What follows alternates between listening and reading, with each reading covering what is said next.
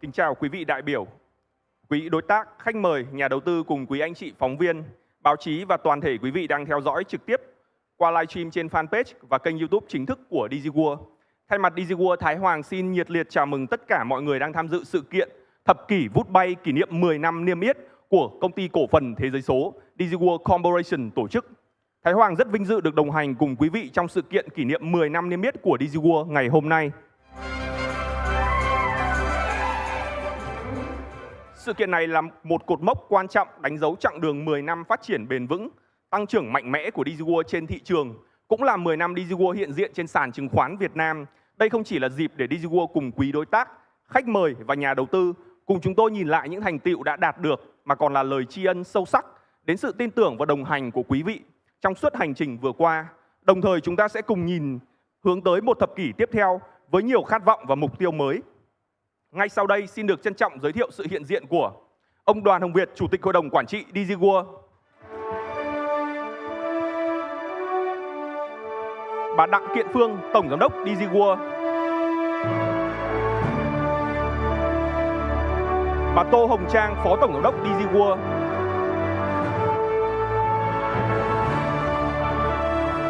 ông Nguyễn Duy Tùng, thành viên Hội đồng Quản trị độc lập Digiworld, ông Trần Bảo Minh, thành viên Hội đồng Quản trị độc lập Digiworld. Bên cạnh đó, ngày hôm nay chúng tôi cũng rất hân hạnh được đón tiếp đại diện đến từ các thương hiệu đối tác của Digiworld như AB InBev, Acer, AMD, Asus, AOC, Dell, Gigabyte, Gia dụng Hòa Phát, HP, Huawei, Lenovo, Lexa, MSI, Nvidia, Philips, Supermicro, Synosys, Xiaomi và ZTE. Cùng với đó là hãng kiểm toán độc lập Ernst Young Việt Nam và các ngân hàng đối tác lâu năm HSBC, Vietcombank, ACB. Và đặc biệt là sự có mặt của quý vị nhà đầu tư đến từ các công ty chứng khoán, quỹ đầu tư trong và ngoài nước, anh chị báo chí cũng như các anh chị quản lý chủ chốt của Digiworld, những người đã luôn tin tưởng và đồng hành cùng Digiworld trong suốt thập kỷ vừa qua. Xin một tràng pháo tay thật lớn để chào đón tất cả các quý vị ạ.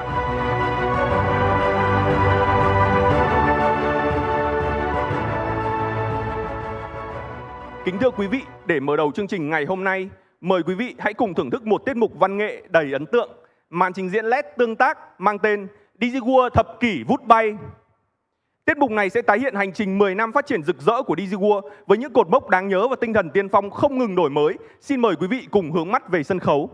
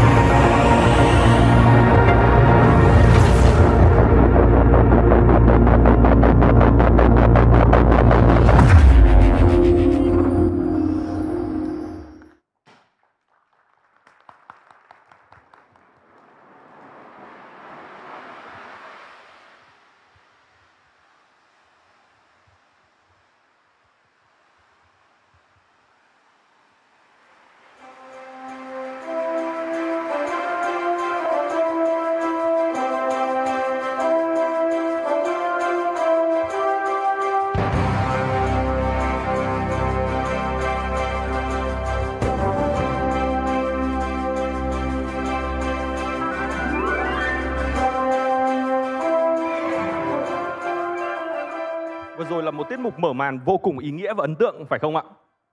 Qua từng khung hình, chúng ta không chỉ được nhìn lại những cột mốc đáng nhớ mà còn thấy rõ hành trình kiến tạo của Digiworld.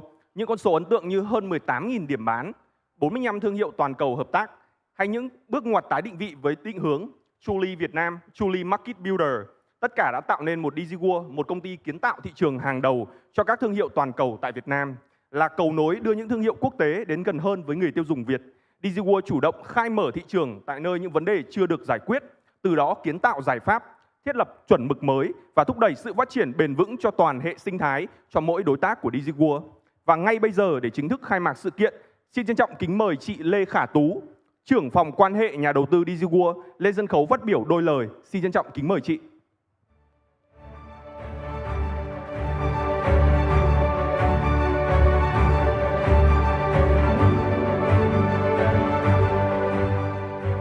Chào mừng quý vị đến với Digiworld. Cảm ơn mọi người đã dành thời gian đến dự buổi lễ hôm nay của Digiworld. Tôi là Lê Khả Tú, trưởng phòng quan hệ nhà đầu tư của Digiworld. Và hôm nay là một cột mốc rất đặc biệt, quan trọng trong hành trình phát triển của chúng tôi. Năm 2025 đánh dấu 28 năm thành lập công ty và 10 năm niêm yết trên sàn chứng khoán. Và đây cũng là lần đầu tiên Digiworld tổ chức Investor Day. Chúng tôi rất vinh dự được đón tiếp quý vị khách quý tại sự kiện là các quý cổ đông, quý nhà đầu tư và các quý đối tác tại sự kiện. Và chúng tôi cũng xin gửi lời chào trân trọng đến những vị khách đang theo dõi chương trình online. Năm 2025 cũng là một năm có nhiều chuyển mình quan trọng đối với đất nước, là năm đánh dấu kỷ nguyên vươn mình của dân tộc Việt Nam. Và với Digiworld, đây là năm chúng tôi cũng tái định vị thương hiệu của mình thông qua việc thay đổi logo và bộ nhận diện thương hiệu mới, mang trong mình nhiều ý nghĩa hơn và thể hiện khát khao mạnh mẽ vươn ra biển lớn với bản sắc Việt Nam được khắc họa rõ nét hơn bao giờ hết. Đối với trong chương trình ngày hôm nay, đối với Digiworld, trong 3 thập kỷ vừa qua, chúng tôi đã không ngừng đổi mới, mở rộng và khẳng định vị thế là người tiên phong phát triển thị trường, dẫn đầu trong các ngành ICT, tiêu dùng và chăm sóc sức khỏe tại Việt Nam. Và chúng tôi trong buổi lễ ngày hôm nay, những nội dung mà quý vị được nghe trong hôm nay thì không chỉ là một bài tổng kết về kết quả mà còn là lời khẳng định và cam kết về minh bạch và định hướng phát triển bền vững của Digiworld trong thời gian tới. Đối với Digiworld, con người là tài sản quan trọng nhất, là tài sản quý giá nhất. Chúng tôi tự hào khi đội ngũ cán bộ quản lý của Digiworld có thời gian gắn bó trung bình là gần 15 năm. Một con số thể hiện sự kiên định, đồng hành và phát triển bền vững cùng Digiworld. Đặc biệt, trong số đó có những vị trí lãnh đạo. Many of our senior leaders have risen from within, starting as only interns or fresh graduates and now holding critical roles such as department heads, business unit directors, or even CEOs of subsidiaries. And for today's presentations, they are not just about financial figures or business strategies, but they are bringing you an opportunity to experience the spirit of Digiworld through the real-life journeys of those who have been with us from the very beginning and have grown alongside the company's evolution. Today, we would also provide a clearer overview of our development strategy, operational priorities, and specific financial targets. And above all, we would outline how we create long-term value for investors by expanding our distribution ecosystem, diversifying our product portfolio, and maintaining robust operational efficiency. We recognize that the trust of our investors is the driving force behind our continuous improvements, and that's why, since our listing moments, the leadership has really prioritized the creation of investor relation or IR function in the company. We have built a dedicated IR team committed to transparency, proactive engagement, and steadfast support for our investors. And with such a direction, over the years, Digiworld's IR activities have been continually refined to ensure timely, comprehensive, and valuable information to our investors, making sure that they gain a deeper understanding of our strategy, operations, and the potential, and thereby they can make informed investment decisions. And that's you can see that IR function is serving the role of a bridge between the investors and our leadership. And today's event is a significant step in that journey of the company. And once again, I myself and the company would like to extend our sincerest gratitude to all of you for joining us this afternoon. And with our commitment to transparency, collaboration, and sustainable development, Digiworld looks forward to your continued trust and partnership in the journey ahead. And now I would like to invite you all to join us as we proceed with the main agenda of today's program. Thank you, Ms. Katu, for the insightful opening remarks. Ladies and gentlemen, Digiworld's 10 years of listing on the stock exchange is not only a significant milestone, but also a testament to our relentless efforts, challenges overcome, and remarkable achievements. From a specialized market developer in the ICT sector, we have continuously expanded into new product categories, diversifying our portfolio while leveraging our deep understanding of Vietnamese market and consumers, and our position at Truly Vietnam, Truly Market Builder. And besides business growth, we also prioritize fostering a strong corporate culture, developing our team, and steadfastly pursuing sustainable development strategies. And to reflect on this proud journey, I would like to invite Mr. Đoàn Hồng Việt, the chairman of the board of directors, to share his insights on this decade of soaring.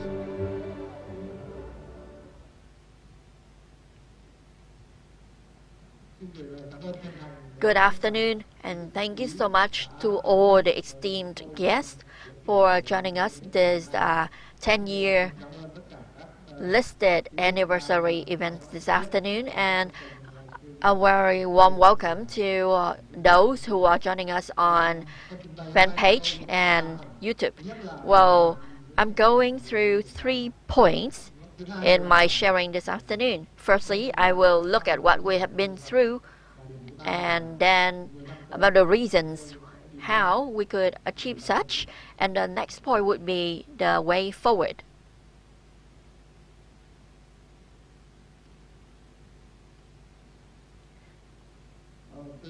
Since 1997, I was the founder of Digiworld, which was a very small company at that time, and we saw the potential of internet in Vietnam, and we realized the opportunity to bring computers closer to the citizens. That was the beginning of Digiworld, and throughout the years there have been a lot of notable milestones. Like in 2000, we were creating the laptop markets for Vietnam with Acer and the supplier. And thank you, Mr. Jim, the General Director of Acer Vietnam, for being here with us, because throughout so many years we are still together as the leader of the markets. And when we switched to work with Big Four as our auditor, it was 2013. At that time, nobody forced us to have a Big Four auditor, but with a vision to be more transparent, to build more trust. Because actually, most of our shareholders at that time were Digiworld people. But back in 2013, we started doing so. And when we started our listing on the stock exchange in 2015, it marks a breakthrough in the way we operated. We would be more transparent, we would grow more strongly, and we would commit to bring higher and clearer values to our shareholders. So after 10 years, our revenue has increased sixfold, net profit has grown fivefold, the productivity has tripled since the initial listing 10 years. Our capital increased by 7 times, gross profit margin has risen by 3 percentage points, average net profit margin stands at 2.4%, and we have maintained a strong capital efficiency. We also shared we paid cash dividend to our shareholders in the last 10 consecutive years with an amount equivalent to 27% of after-tax profits distributed to shareholders, and we have paid out 700 billion dong. So let's say who bought our share when we first listed, you really increase your asset value by 7 times.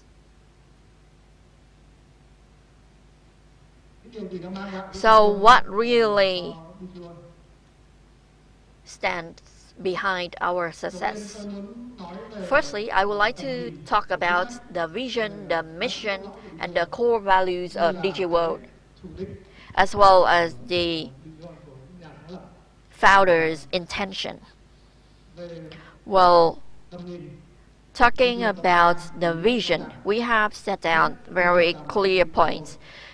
Digiworld is a billion-dollar company. It could be in terms of revenue or in terms of capital.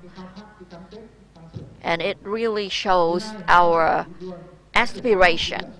And the second point would be our role in the society would be elevating, because we are elevating the health level and also the educational level for the citizens. And thirdly, we also want to build a company when our people are well rewarded and can fulfill their life purposes. Our mission is to elevate Vietnam. We really rely on 4 core values in every activity. The first thing would be effectiveness. It should be demonstrated through the way we communicate, the way we organize, and the way we take decisive actions. The second value is commitment. We only commit after thoroughly assessing our capabilities and resources, and once committed, we pursue our goals to completion. And once we identify any block or any bottlenecks, we would make instant adjustments. And the third core would be cause in the matter. It means we would always be the one who stand behind everything we do. We should be the root cause, and we should try to resolve any problem that we realize instead of blaming it on the shareholders or the circumstances or the others. And the fourth value is embracing challenges. We love challenges. We welcome change and act with passion from ideation to execution, and we continuously improve to turn challenges into opportunities, and we keep challenging ourselves to work more effective.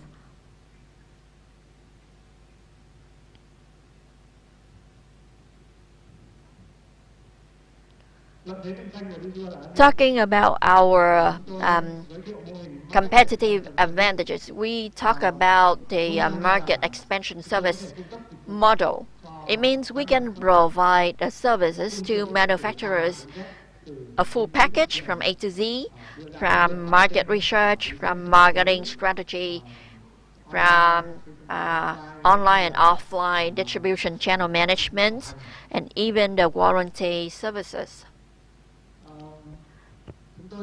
So we have the operational effectiveness, as you already saw in the previous slide, our productivity has tripled after 10 years, and now we are growing in the number of partnerships.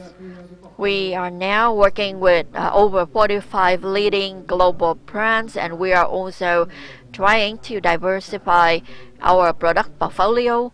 We started with only computers, but now we have expanded to more categories, and all of them are growing. And we take pride in being the first company in Vietnam to apply SAP back in 2010 with our ERP system, and that really contributed to a strong base of our growth. Transparent and corporate governance have been in our A&D.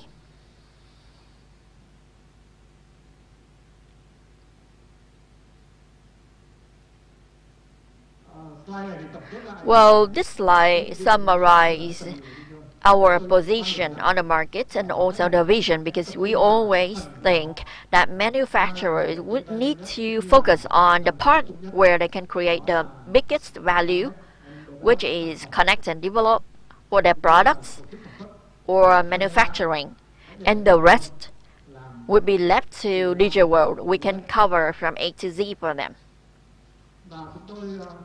We also provide full package services, or we can also provide partial services.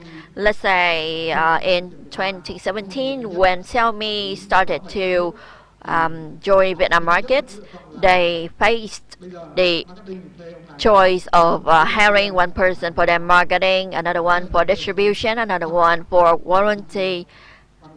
So instead of doing so, we provided them a one-stop shop solution, and they chose to work with Digiworld, and we did provide that service to them. And after 8 years of Xiaomi presence in Vietnam, they increased the market share up to 20% now. We also provide individual services. Let's say we distribute the products for Samsung, but we have also like the centers for warranting all the Samsung products, from mobile phones to fridges to TV.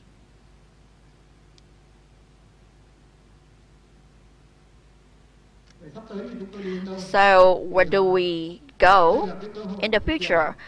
This is the opportunity that we see on the market. Firstly, it should be digitalization or digital transformation. This is an obligation of the economy, and this is also the direction of the government, because if we don't pursue it, we would be out of date, we would be lagging behind, and this is an opportunity for Digiworld. The next one would be urbanization. Well, Vietnam, we are living in the big cities, and compared to Thailand, the rate is much higher. So when we look at a market, we will know that the way forward will be a long way. And looking at the home appliances, this would be a big opportunity for them to grow. And third point that I want to point out here would be Vietnam is in a very good position to become the world's manufacturing center. So tariffs has been resolved, and Vietnam is at the same level with the surrounding countries, but we have low labor costs, low land rental, and there's no reason to say no to industrialization. And we also have an artisan company specializing in providing services to industrial parks and companies in those parks. And last point would be corporate stewardship. This would also change and increase the corporate demand in the future, and that opens a new market for Digiworld. And this is the growth strategy of Digiworld for the next 5 years. We would continue opening the new markets and expanding the markets for existing brands. Let's say for Xiaomi, we are about to launch air conditioners besides TV or mobile phone. We would also add more brands to the current product categories, like to have more partners for servers, for software, for connection devices or mobile phones. We would diversify our portfolio strongly to add more categories to it, and you will see them in the coming slides. To be effective all the time, we leverage our infrastructure and we focus on digitizing our operational processes towards a paperless company. Well, the competitive advantage of Digiworld would be the economy of scale. So we need to maintain what we have. It is actually an irreplaceable position because no other company could have the same position that we have. We also see the opportunity to consolidate the distributors in new categories, and that's our goal.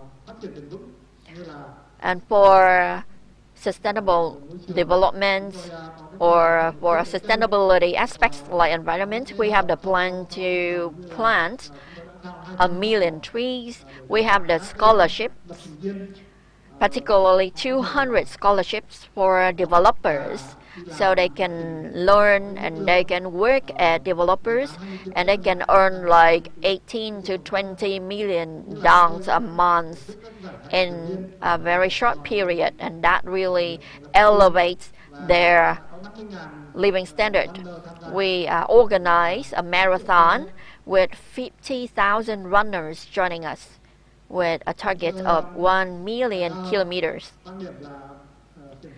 And we always try to manage risk by not letting them happen instead of resolving or taking action only when they already happen. So we always try to predict the risk. And actually, in the last 3 decades, whenever the market fluctuated, whenever we faced a crisis, Digiworld made its growth. So I'm proudly saying that Digiworld has never got any single quarter with a loss outcome. Well, our growth philosophy would be based on 3 C's. The first one would be human capital.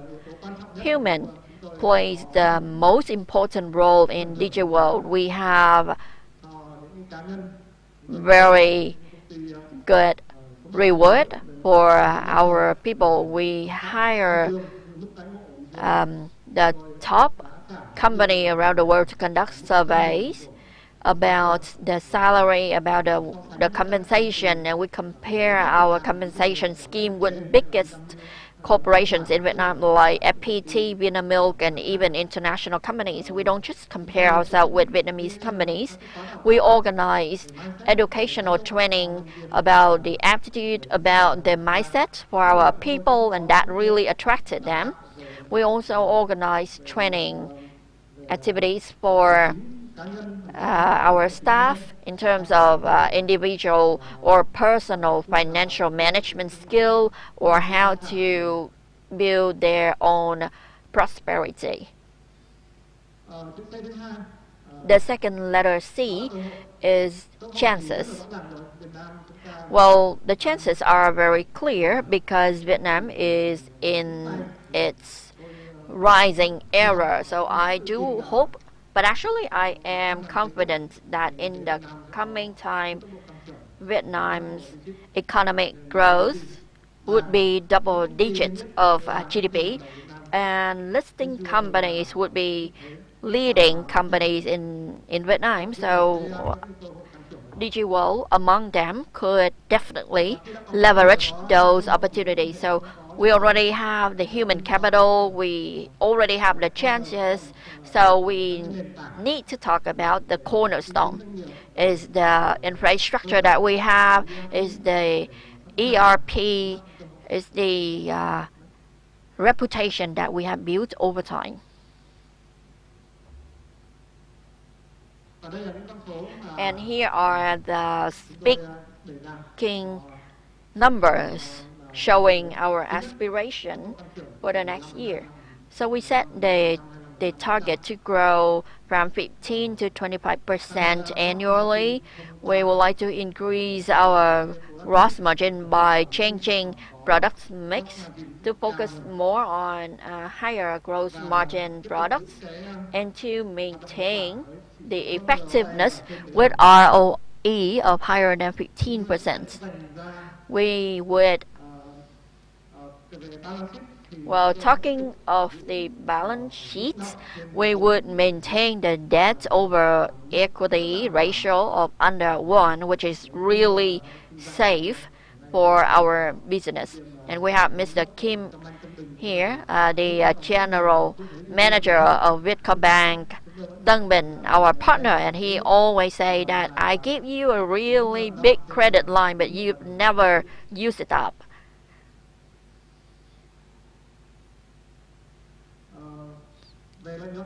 Talking of revenue, we would, talking of profit, we would keep 60% for our M&A and business growth. And talking of M&A strategy, of course, we will look for smaller scale companies because, in my opinion, post M&A stage is more important. If we try to M&A a bigger company, it would be very risky after that. So we would like to look for the same scale and the same sector players to conduct the M&A.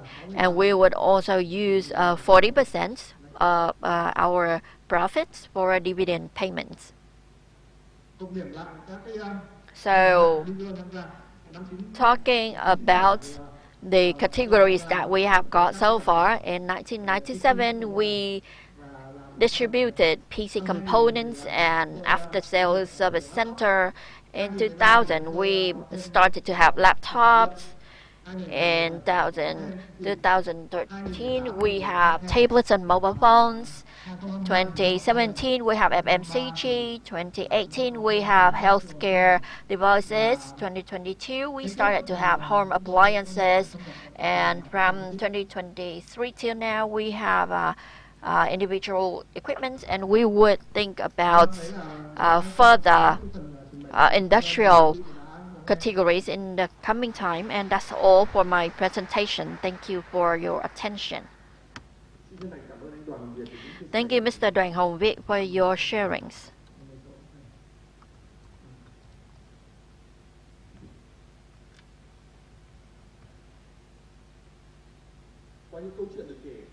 Well, there have been stories being told through real actions, and the sharings really help us gain a deeper understanding of the steadfast determination and long-term vision and the core values that have propelled Digiworld remarkable growth.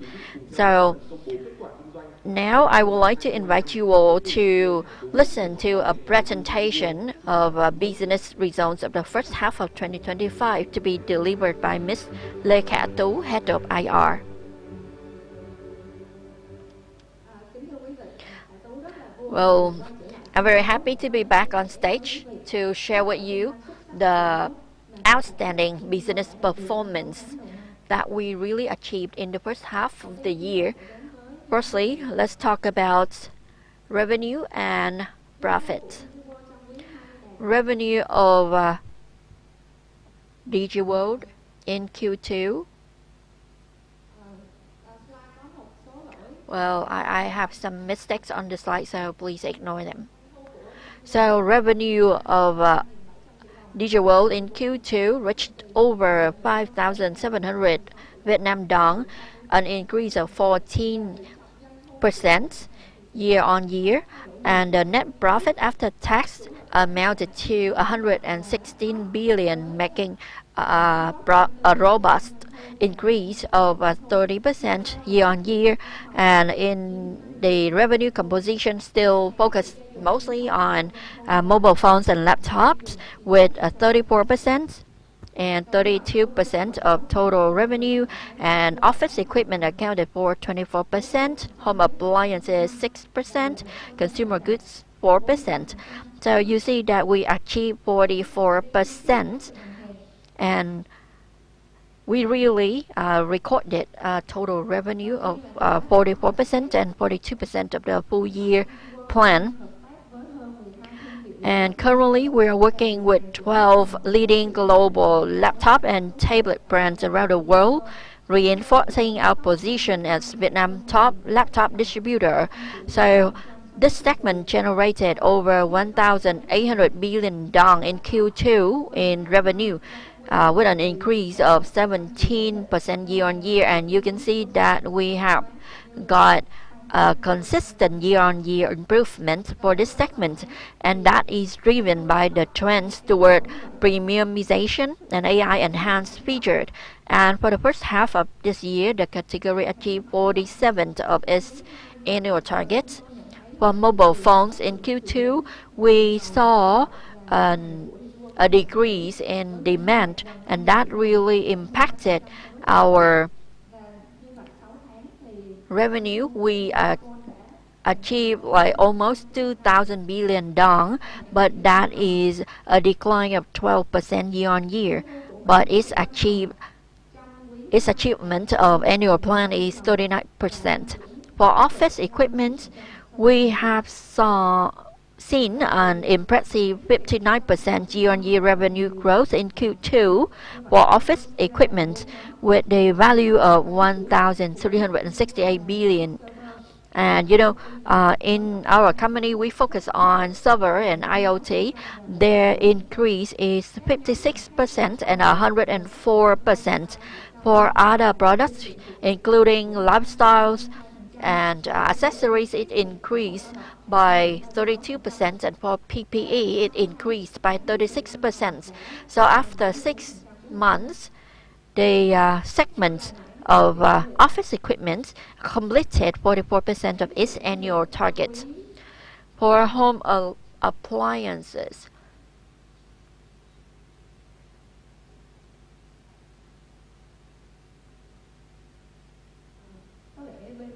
I think this is not the correct deck.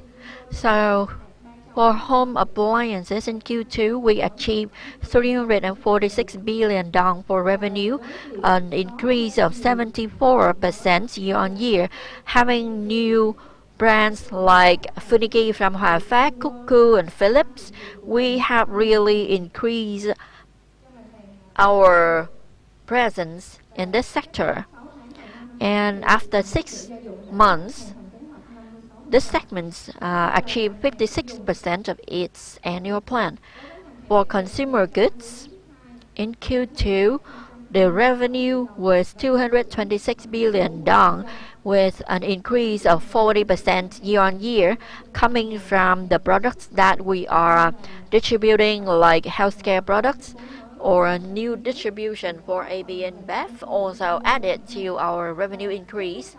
And after 6 months, it completed 42% of its annual target.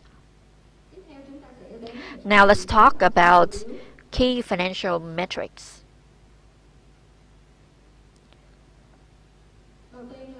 Well, firstly, let's talk about the gross profit margin.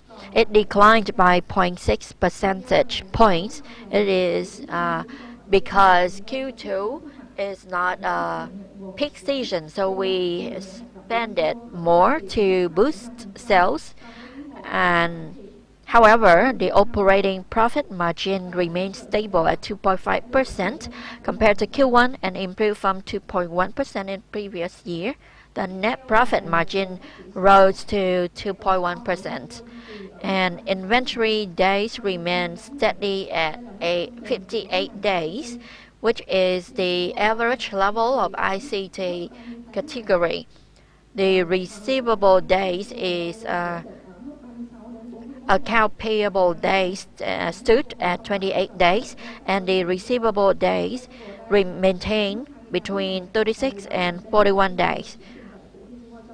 So it means we have the cash conversion cycle of 68 days for Q2.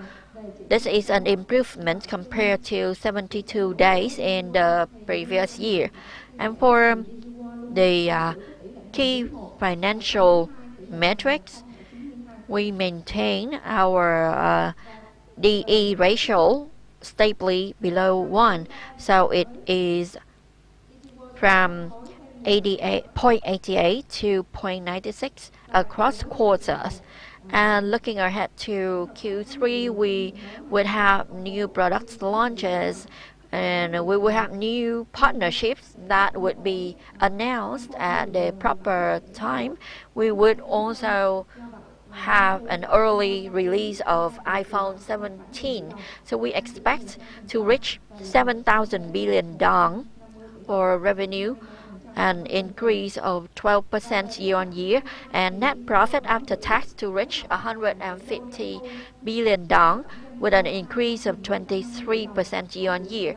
So for the full year, we would like to reach 25,000 or 25 billion dong, 25,000 billion dong for our revenue, and 523 billion dong for our profits.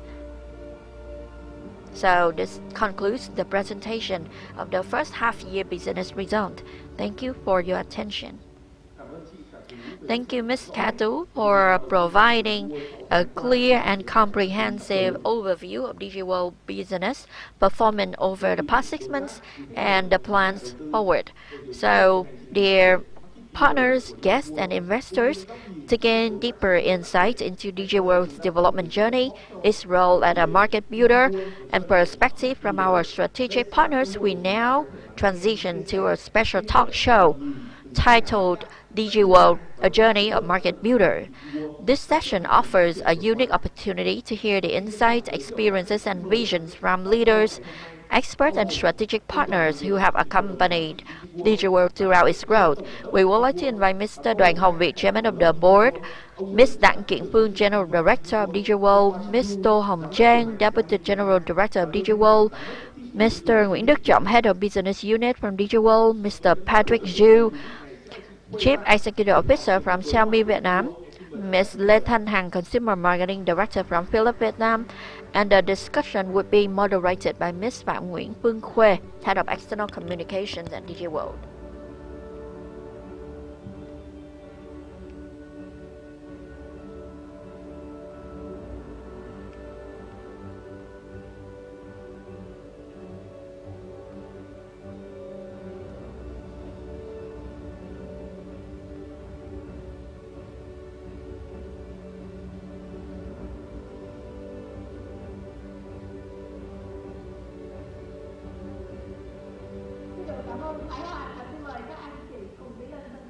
Thank you, MC, and panelists, please join me on the stage. Mr. Đoàn Hồng Việt, Chairman of the Board from Digiworld, Ms. Đặng Kiều Phương, General Manager of Digiworld, Ms. Tô Hồng Trang, Deputy General Manager of Digiworld.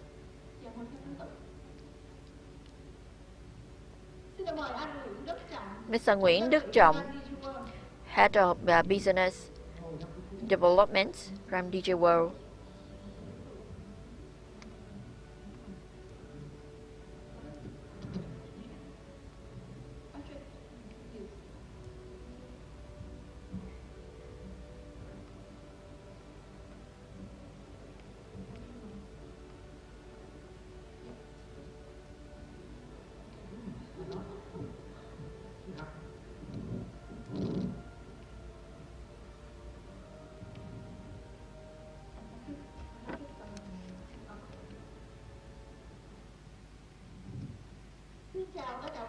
Good afternoon. I am Khuê Phạm, head of the external communication from Digiworld, and today I'm very honored to be the moderator of this talk show. So on the stage we have Mr. Đoàn Hậu Việt, Chairman of the Board from Digiworld, Ms. Đặng Kiện Phương, General Director from Digiworld, Mr. Hồng Trang, Deputy General Director from Digiworld, Mr. Nguyễn Đức Trọng, Head of Business Unit from Digiworld, Mr. Patrick Châu from Xiaomi Vietnam, and Ms. Lê Thanh Hằng from Philips Vietnam.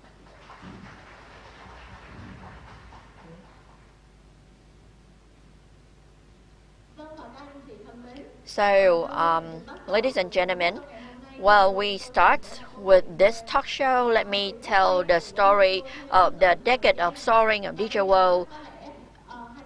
So we need to start where we started to build our position and identity of truly Vietnam, truly market builder. So Digiworld is a truly Vietnamese company for Vietnamese, and we work because of Vietnamese. So the first question would be for the founder of Digiworld back in 1997, so Mr. Đoàn Hậu Việt. So from what concept or from what turning points that you decided to establish Digiworld in 1997? Back at that time, the name was Hoàng Phương, right? Well, 1997 was the very first year that Vietnamese consumers started to have internet. Before that, only universities and institutes had that privilege. But 1997 was really the boom on the market when we started to have PC, and that's why I established my company. Since graduation, I had 4 years working for a distribution company, a Singaporean company with an office in Vietnam. And in 1997, I started my own company when I saw the market opportunity that the PC market would grow significantly when internet came to consumers. And we have Ms. Đặng Kiện Phương with us here. She was the one who accompanied Mr. Việt since the establishment of Digiworld, and she was also the treasurer of Digiworld since that moment until now. So a question for Ms. Phương: what would be your philosophy in financial management for the company back then until now? Thank you for the question.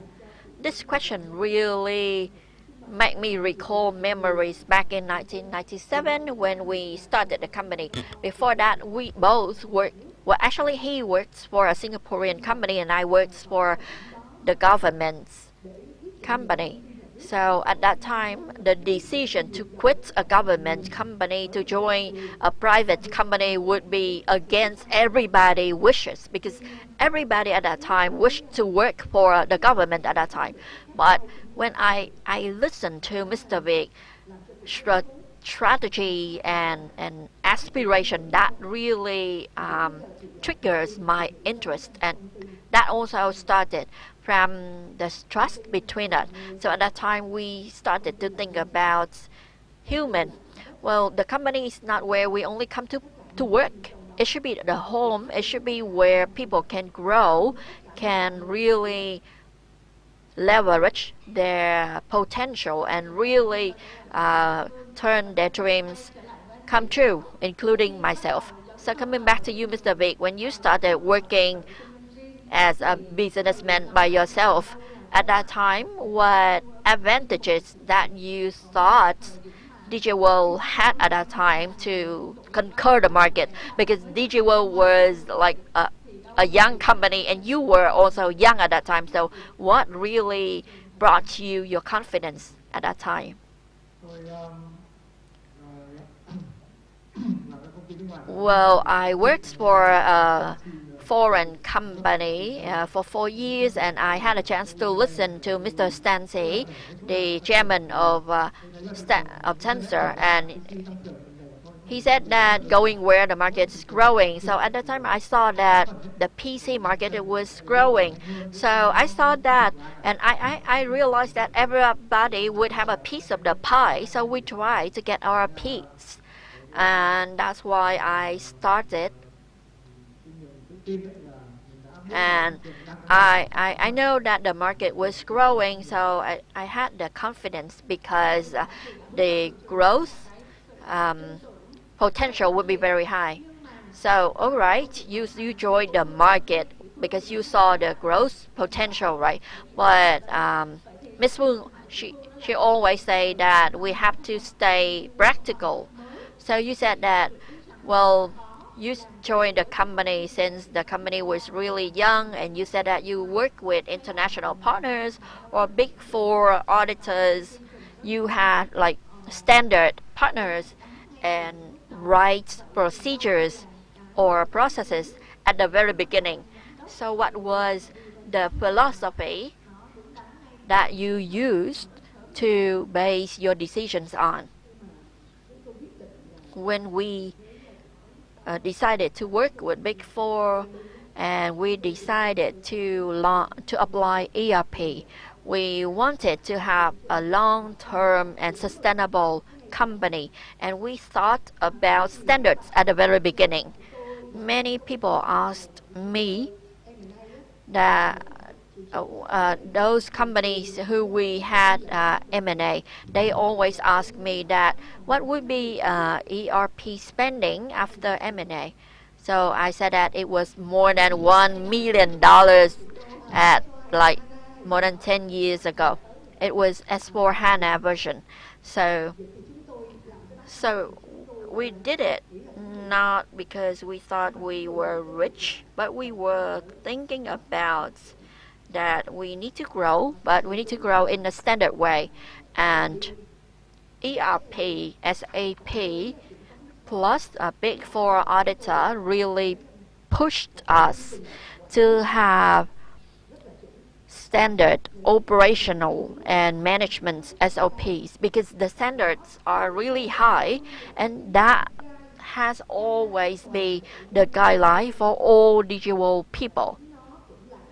And that also pushed Digiworld people to grow.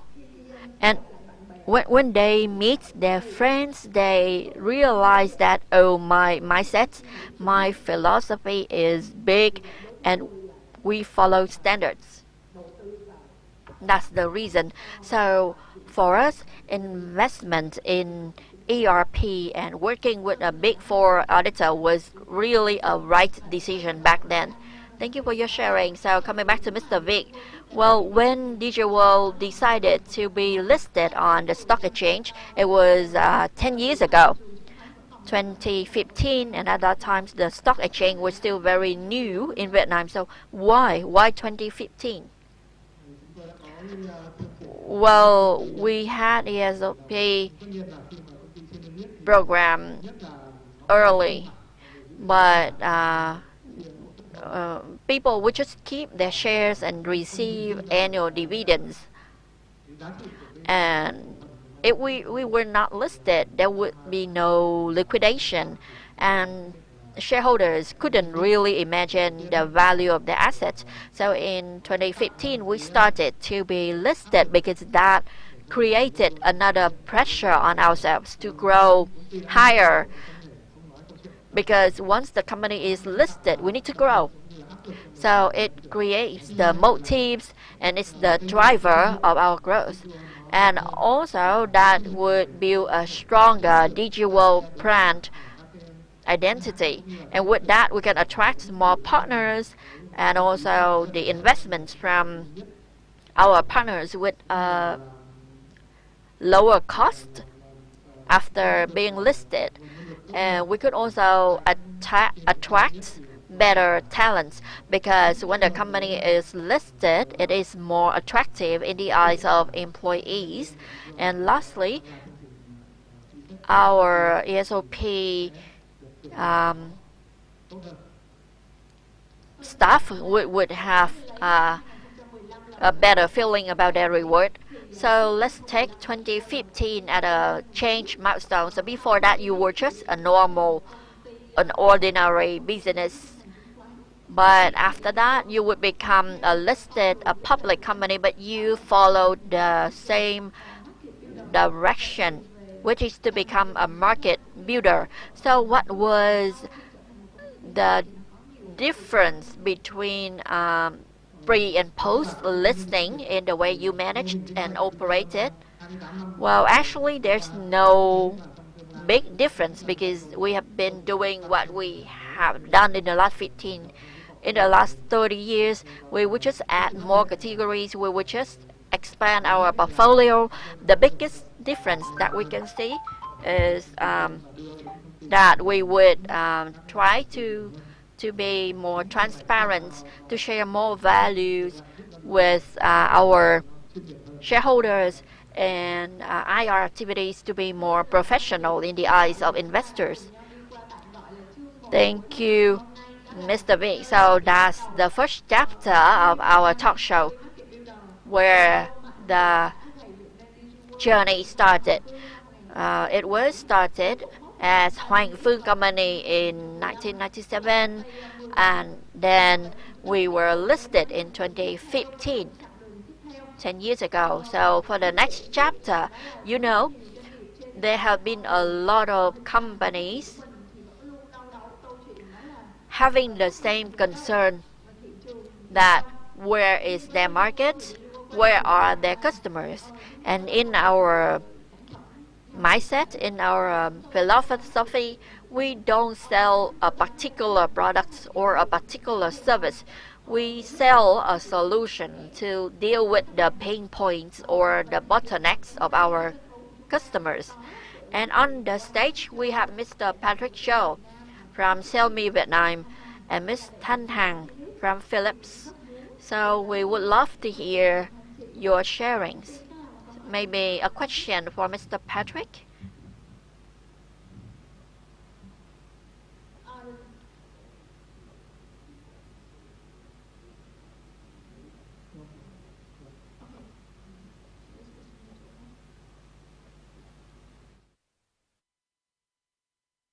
Mr. Patrick would be as a strategic partner of Digiworld.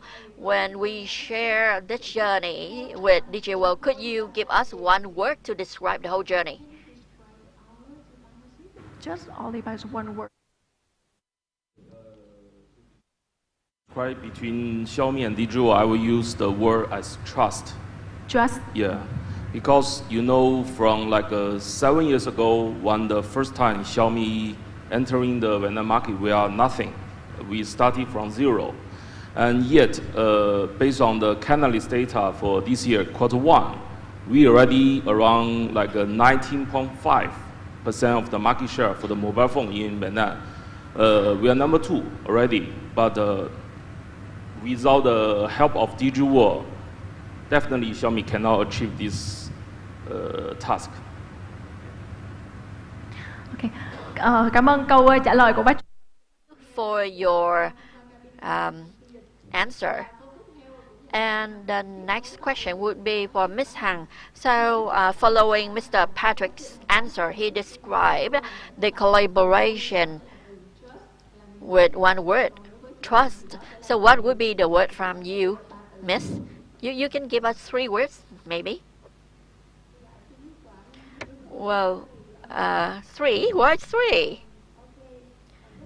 So, thank you for your question. Philips also started working with Digiworld since September last year. So to describe this collaboration between Digiworld and Philips, I have 3 words. The first one would be flexibility.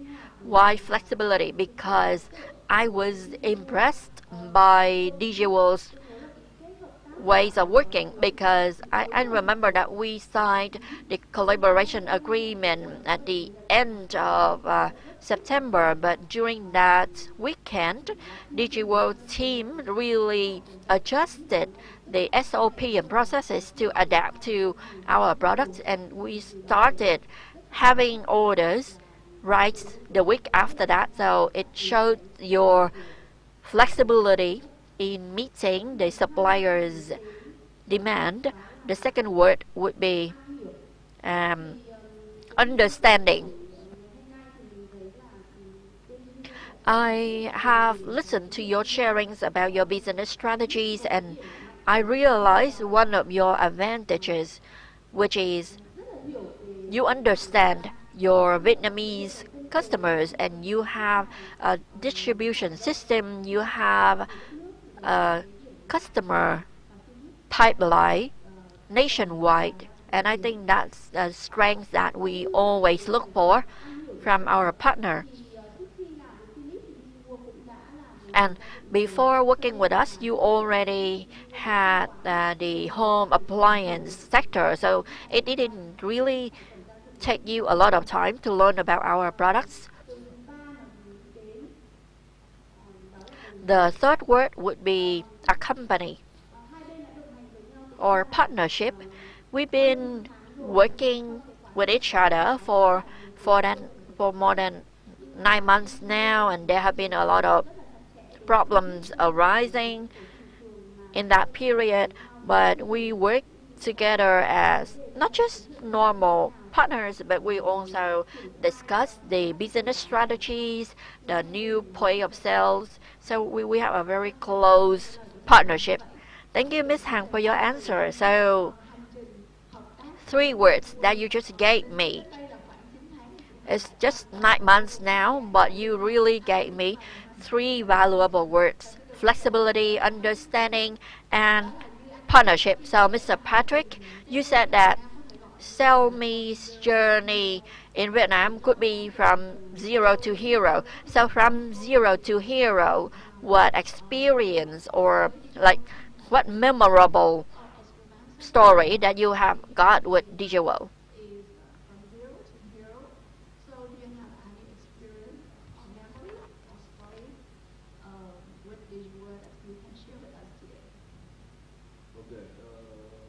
I've been market 4 years already, and I still remember the year was 2021.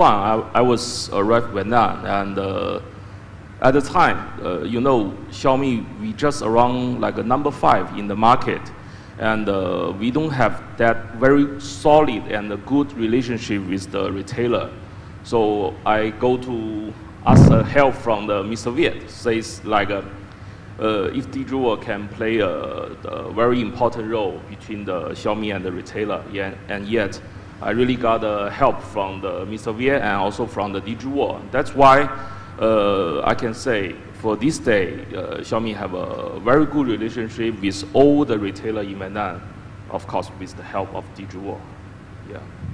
Thank you for your sharing. Và chắc Vâng ạ, xin cảm ơn phần chia sẻ của anh.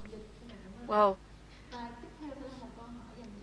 the next question would be for Ms. Hằng, and with this question, after every corner we would have IR activities, and we usually receive questions from investors that what differentiates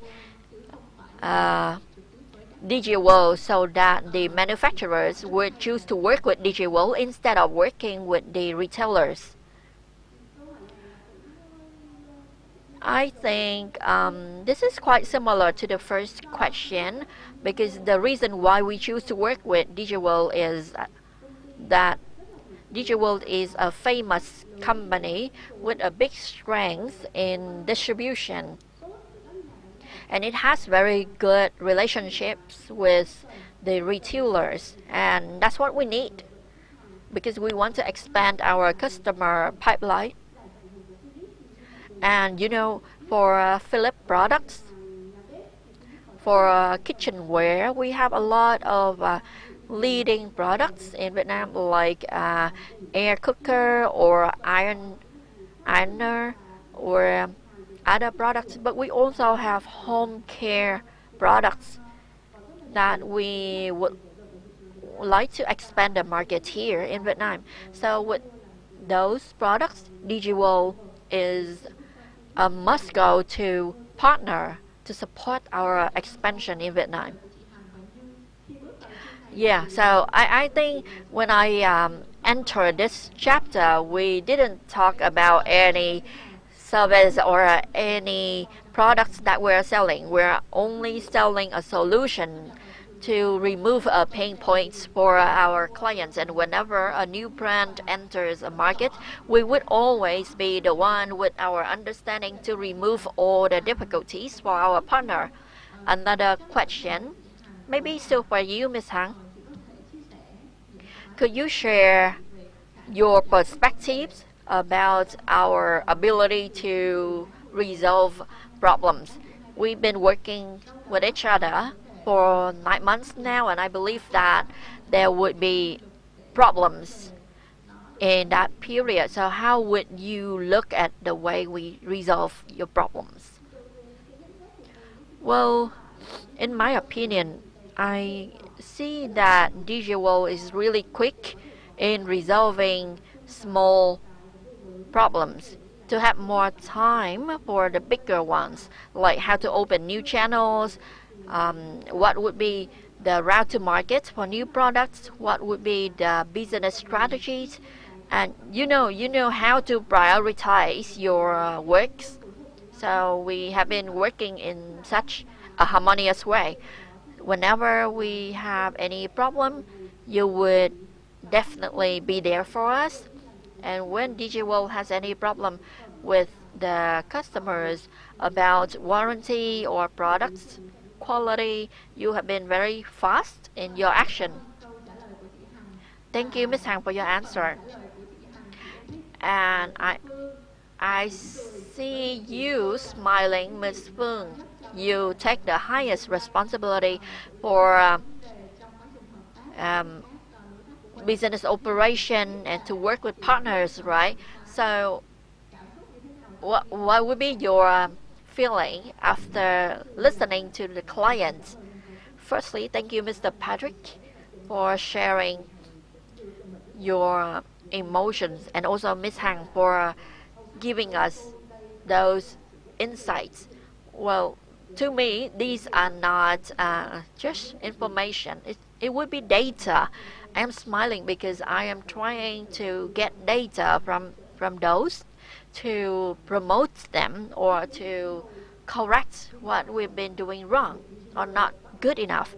So firstly, for Mr. Patrick, your word is trust. So when we first started the company, we thought about sustainability already, and that needed to be based on transparency.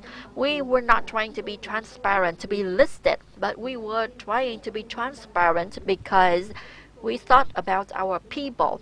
They looked at us, they saw the way we stayed transparent, and that would be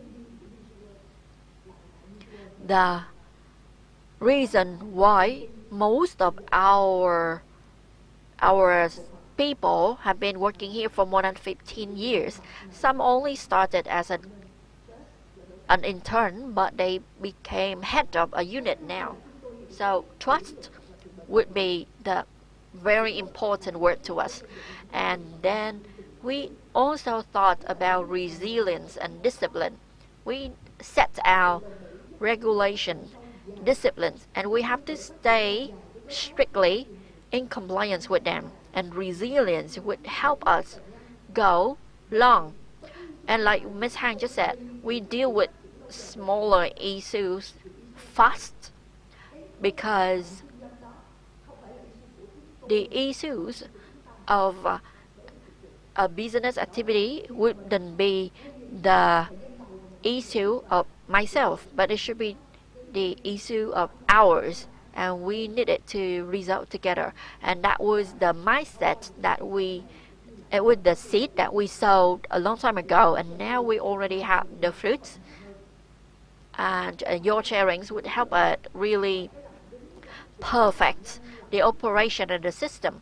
It's not that we are trying to do our work professionally, correctly or accurately, but we always want to work with our partner. So that's really a new idea that I just had while listening to you. And the adaptability of our front line, how do I say it? We need to think about integration with data, and this has been done in Digiworld already, and that really was done in collaboration with partners, and it is also focusing on transparency. So we share the data. So both sides look at the same data and we resolve problems together. And another point that we focus on is to train financial and operational or even legal skills for our frontline people. So whenever they go to the market, they know what happens on the market and they know what should be done. Thank you, Ms. Đặng Kiện Phương, for your answer. And you repeatedly mentioned the word people. So, Mr. Patrick, I have a question for you. So, as a long-term strategic partner of Digiworld, what do you think about our people?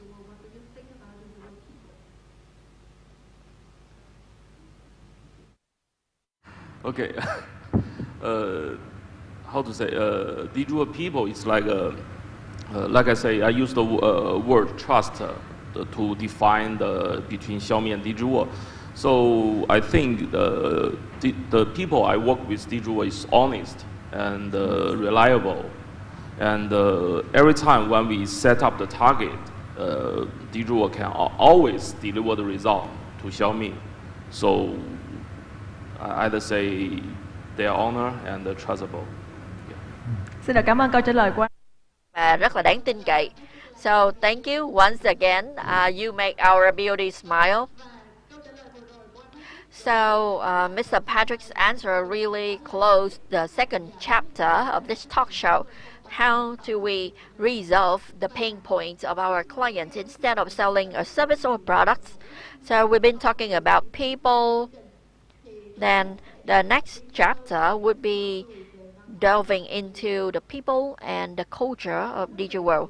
So ladies and gentlemen, well, the market building journey of Digiworld is really through a lot of up and downs, but we made a lot of achievements and we could never be so successful without our people. We have a philosophy here, 3C.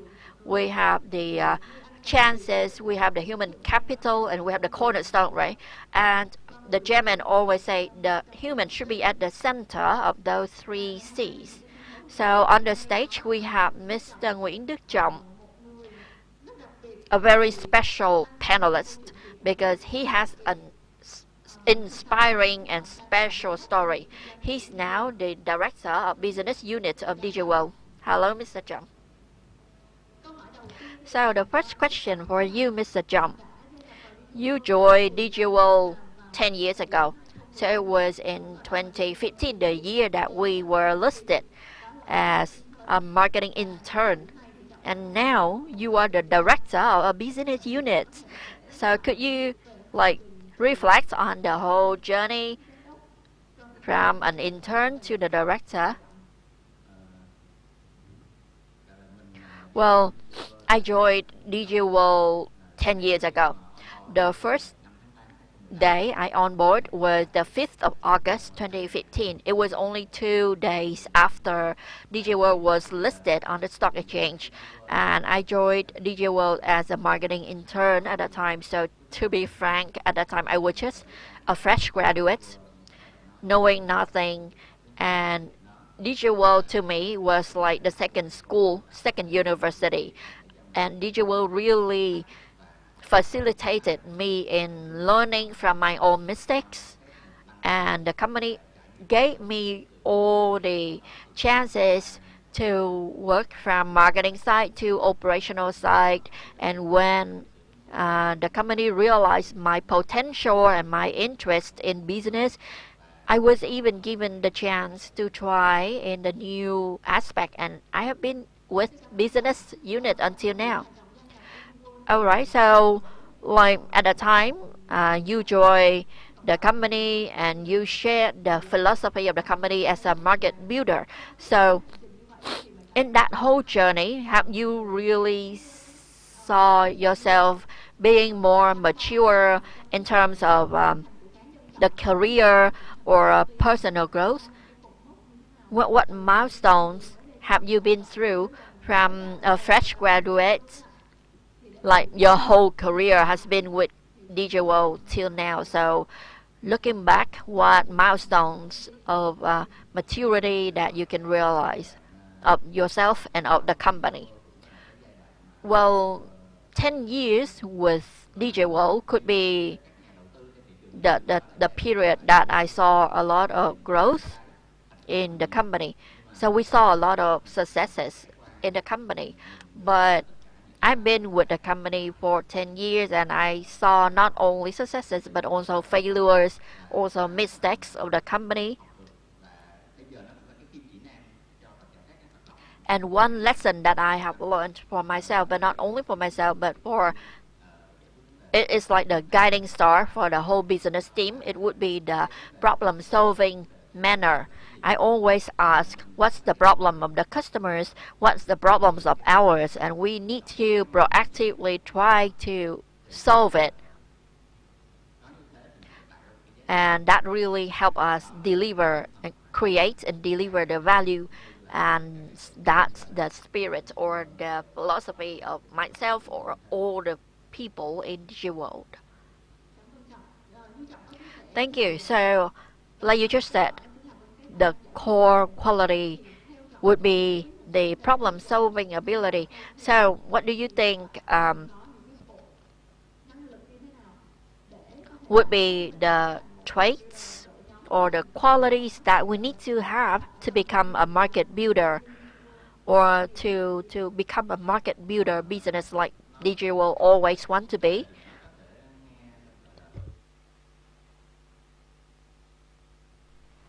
Problem solving could be a bit ambiguous, but it all starts from curiosity. We don't satisfy with things around us. We need to always ask what is incomplete, where is the room for improvement. So I think everything starts from curiosity, and after having it, we need to have a proactive mindset in looking for the answers or those who really can give us the answers. And we need to be daring, we need to be bold in solving the problems. But the key mindset would be solution seeking. Instead of finding the solution and leaving it to someone else to solve it, we need to have the whole flow of thoughts like that. And because you put yourself in the shoes of a problem solver, the way you think and the way you behave would be different. We are not waiting for KPIs from someone else, but because you want to do it, you would automatically have the responsibility in finding the solutions. Thank you for your answer. That really partially helped our audience understand Digiworld person portraits.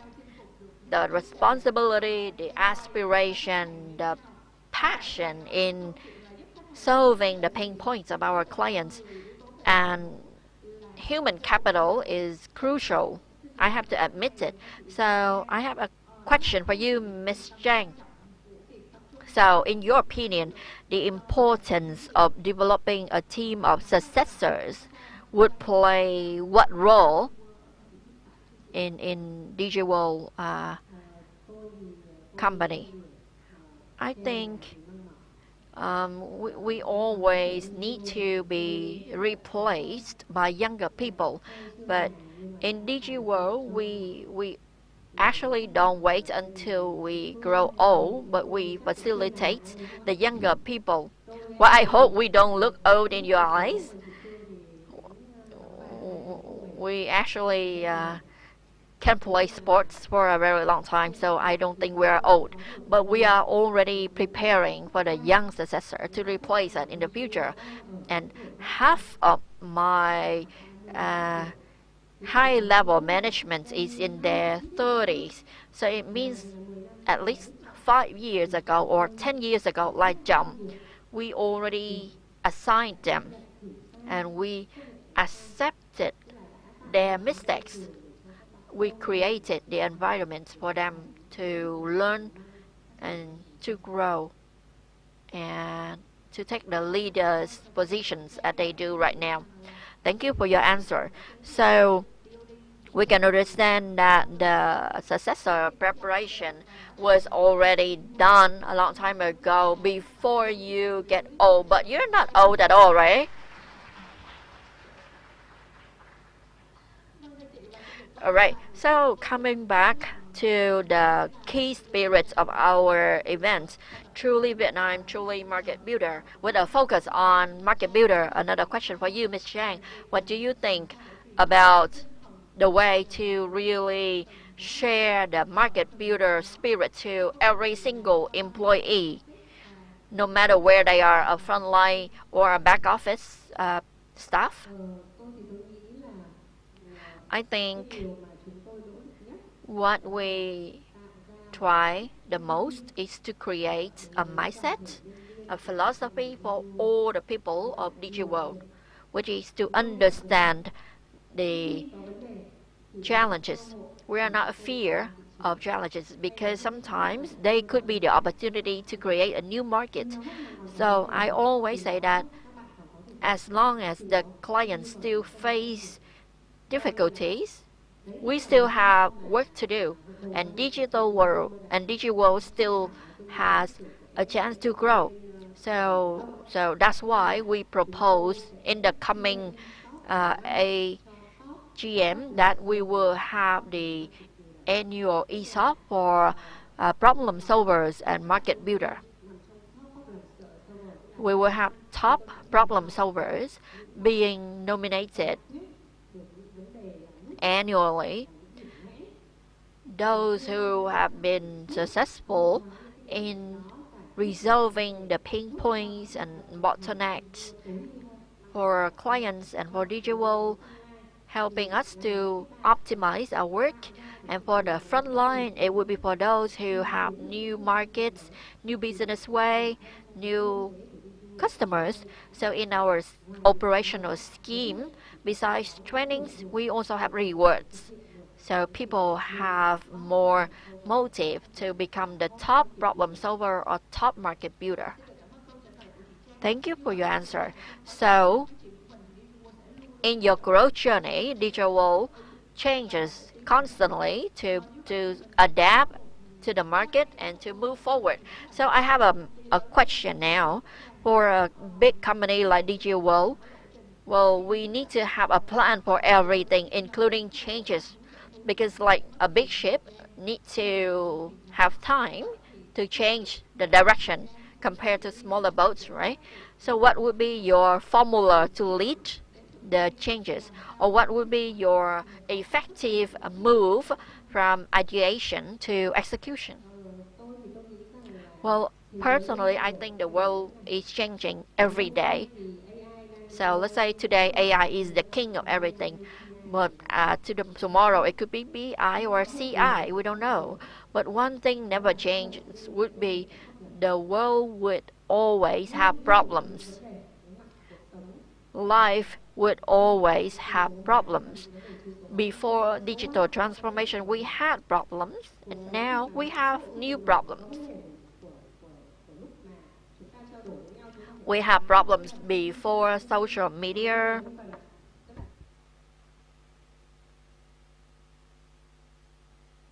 We also have problems after social media.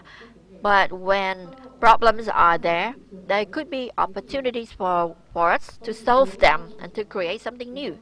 So the formula, in my opinion, would only be to love the challenges and to find joy in resolving the challenges or resolving problems for clients and for us. And we have among our core values, we have one value which is to love the challenges. We are not just observers, we are action taker. We are like footballers. We like try to kick the balls first, and if you miss the first time, the second time, the third time, you will hit it. So just love the challenges and take actions. Thank you for your answer. So let's look at the future of a market builder. I think this question would be for the whole BOD panelists here. What would be your vision for the next 10 years? How do we look? Mr. Viet, please. Well, the market is still there. and it would be expanding quickly because according to the government's leader, we need to grow like by 7% of GDP annually. So the market is growing, and there would be a lot of new challenges or problems on the market. We actually have seen problems in the new market channels for new categories, but that would be also the opportunity for us to enter new markets. We have seen a huge potential of the market, and our job is to build the facility and the team to welcome those opportunities when they come. And let's say 15-20% of growth is not difficult. So I think let's say we would grow by 8 times or 9 times 10 years later, because in the last 10 years we grew by 7 times. So let's strive for 20% a year, and we will reach that target. Well, thank you, Mr. Viet, with a very optimistic view of the market in the next 10 years. We see a lot of opportunities. How about the operation and corporate governance? What do you think? Well, in the company, we always say that market builder means we always think about having Digiworld everywhere we see problems. So in order to realize that, if we see opportunities, then the whole Digiworld company would always have the same thoughts. We have the same mindset, we have the same culture shared by everyone. So opportunity wouldn't come from 3 of us, but that comes from hundreds of people that we have in Digiworld. And let's do a quick math, we will have a lot of opportunities, right? And yeah, we talk about culture, we talk about corporate organization. So how do we really welcome all the waves of market builder in the next 10 years? How can we really realize the opportunities? What do you think, Ms. Chang? Well, I think for the vision, for the business strategies, they were already shared by Ms. Feng and Mr. Viet. So let me talk from culture and people viewpoints. 3 of us are founders of the company, and how could we really create the environment that matches our intention back in the past, where people can live their big life? What do I mean by that? When you work for Digiworld, your ability would be used, would be developed, would be grown, and would be rewarded. So Digiworld would be where you have a chance to chase your dreams and turn it into reality, and to together deliver a mission as a Vietnamese person. I hope to create the pride in all of you, because you are doing everything you are doing because of you want to do it for Vietnamese people, and also because you are Vietnamese.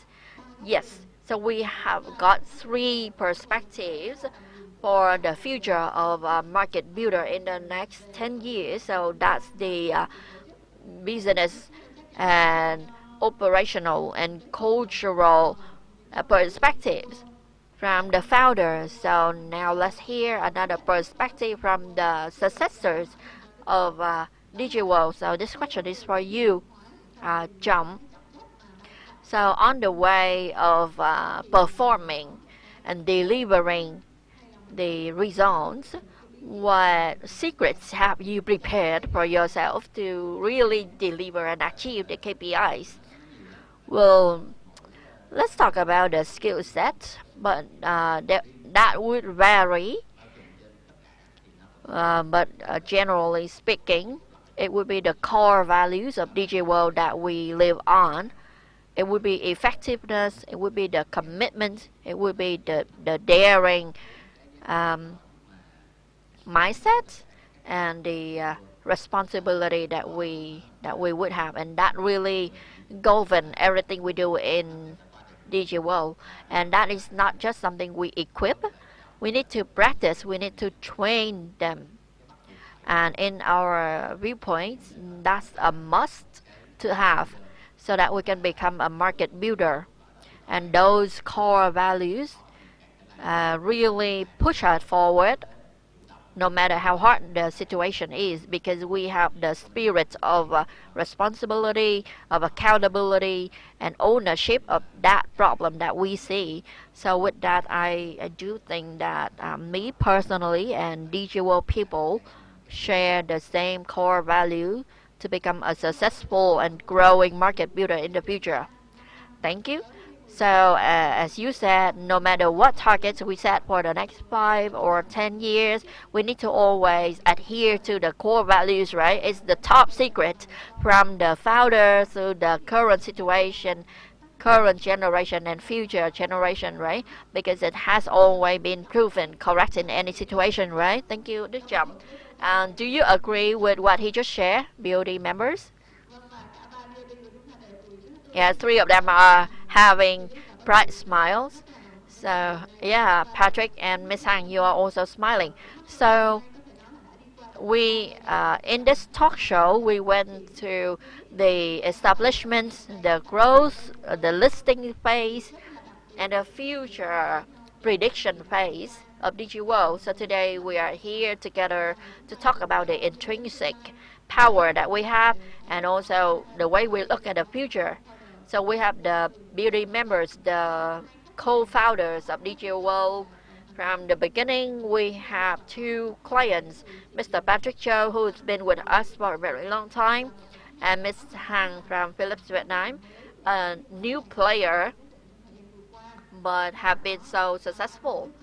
And Mr. Trọng, the representative of the next generation who would continue the book of Digiworld. So the talk show with the name of The Journey of a Market Builder has come to its conclusion, and thank you for your attention. We would have a 5 minutes break after this talk show, and I hope that you would come back after 5 minutes for the Q&A session. And once again, thank you so much to your attention, and thank you the panelists. Thank you so much.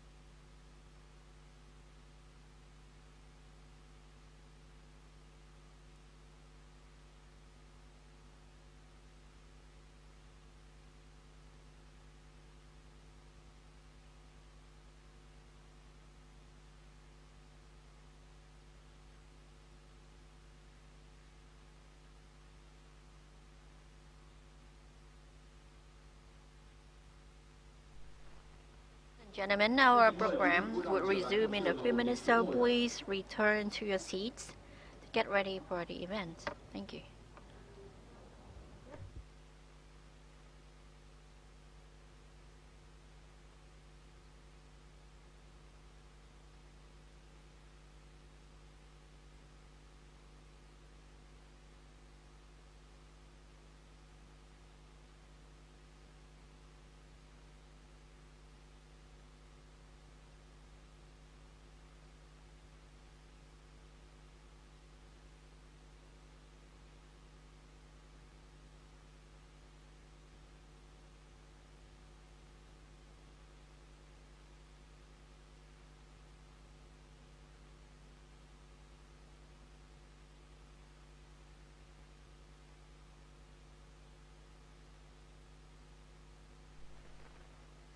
The Soaring Decade 10 years listed future ahead event will resume in a few minutes, so please return to your seats and get ready for the second part.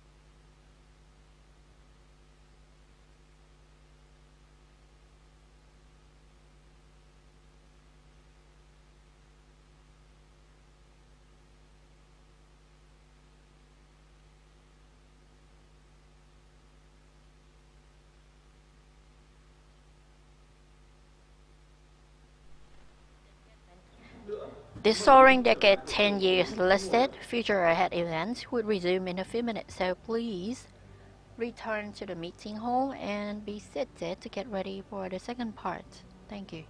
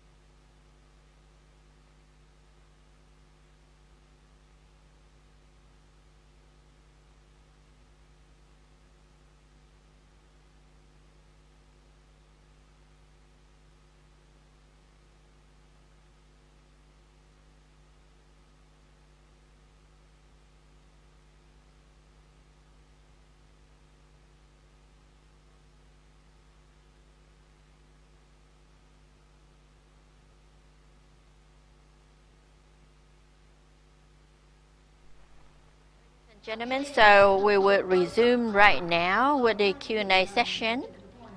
I hope that you have found your seats and ready for it.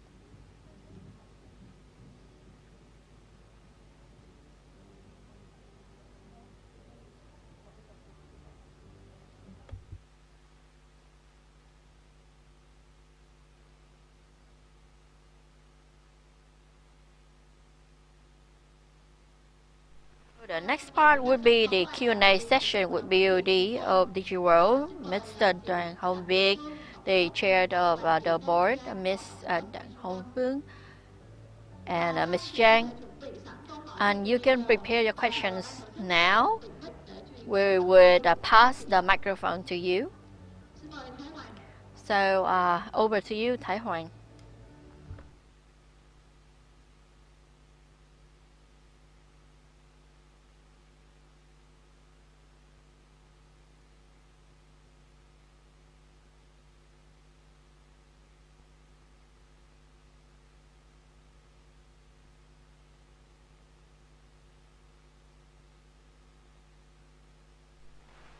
Welcome back to the Soaring Decade 10 years listed and future ahead events of Digiworld this afternoon. So now we will have the Q&A session, and just stay where you are. We will pass the microphone to your seats.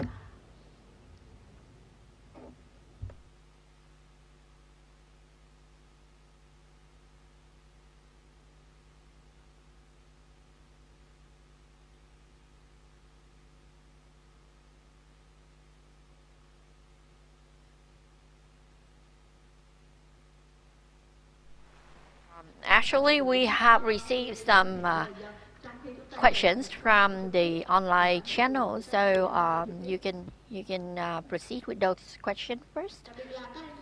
Especially those who are from the media and the press. If you have any question for Mr. Vic, Ms. Phương, Ms. Chang, you can raise them just now. And you just stay where you are. The mic will be passed to you.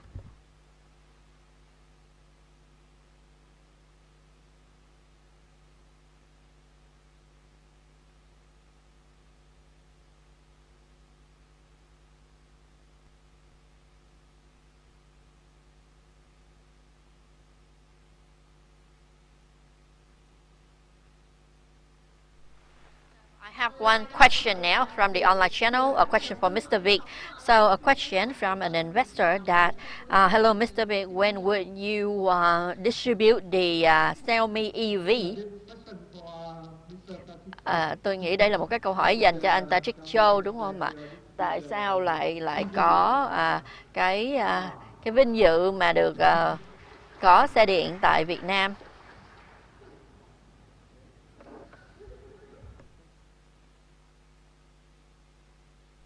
Cái mô hình trước, còn Xiaomi thì cũng đã có cái kế hoạch để mà triển khai EV xe điện rồi, nhưng mà đây là cái mẫu mà chúng tôi sẽ phát hành năm nay.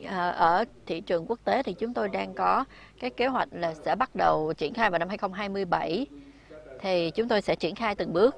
Thì bây giờ là như tôi đã nói rồi đó, thì trong giai đoạn 3 năm tới thì Xiaomi và Digiworld sẽ có thể cùng nhau có một cái kế hoạch triển khai những cái sản phẩm mới. Sau đó thì chúng ta sẽ đến với sản phẩm xe điện. Thank you, Mr. Patrick, with this answer, which is very promising. So I hope that the one who raised this question will be very satisfied now, because we even have a product model here. Another question would be about sustainability and ESG. In recent years, ESG and sustainability have been the top concerns, so especially of investors. So this would be for you, Ms. Chang, and all the leaders. What do you think about the role of ESG and sustainability? How could it impact the performance, the business performance in the years to come? Well, in the past 2-3 years, we have listened to ESG like every day. But in my sharing and also Ms. Phương sharing, she's been the co-founder of Hoàng Phương Company.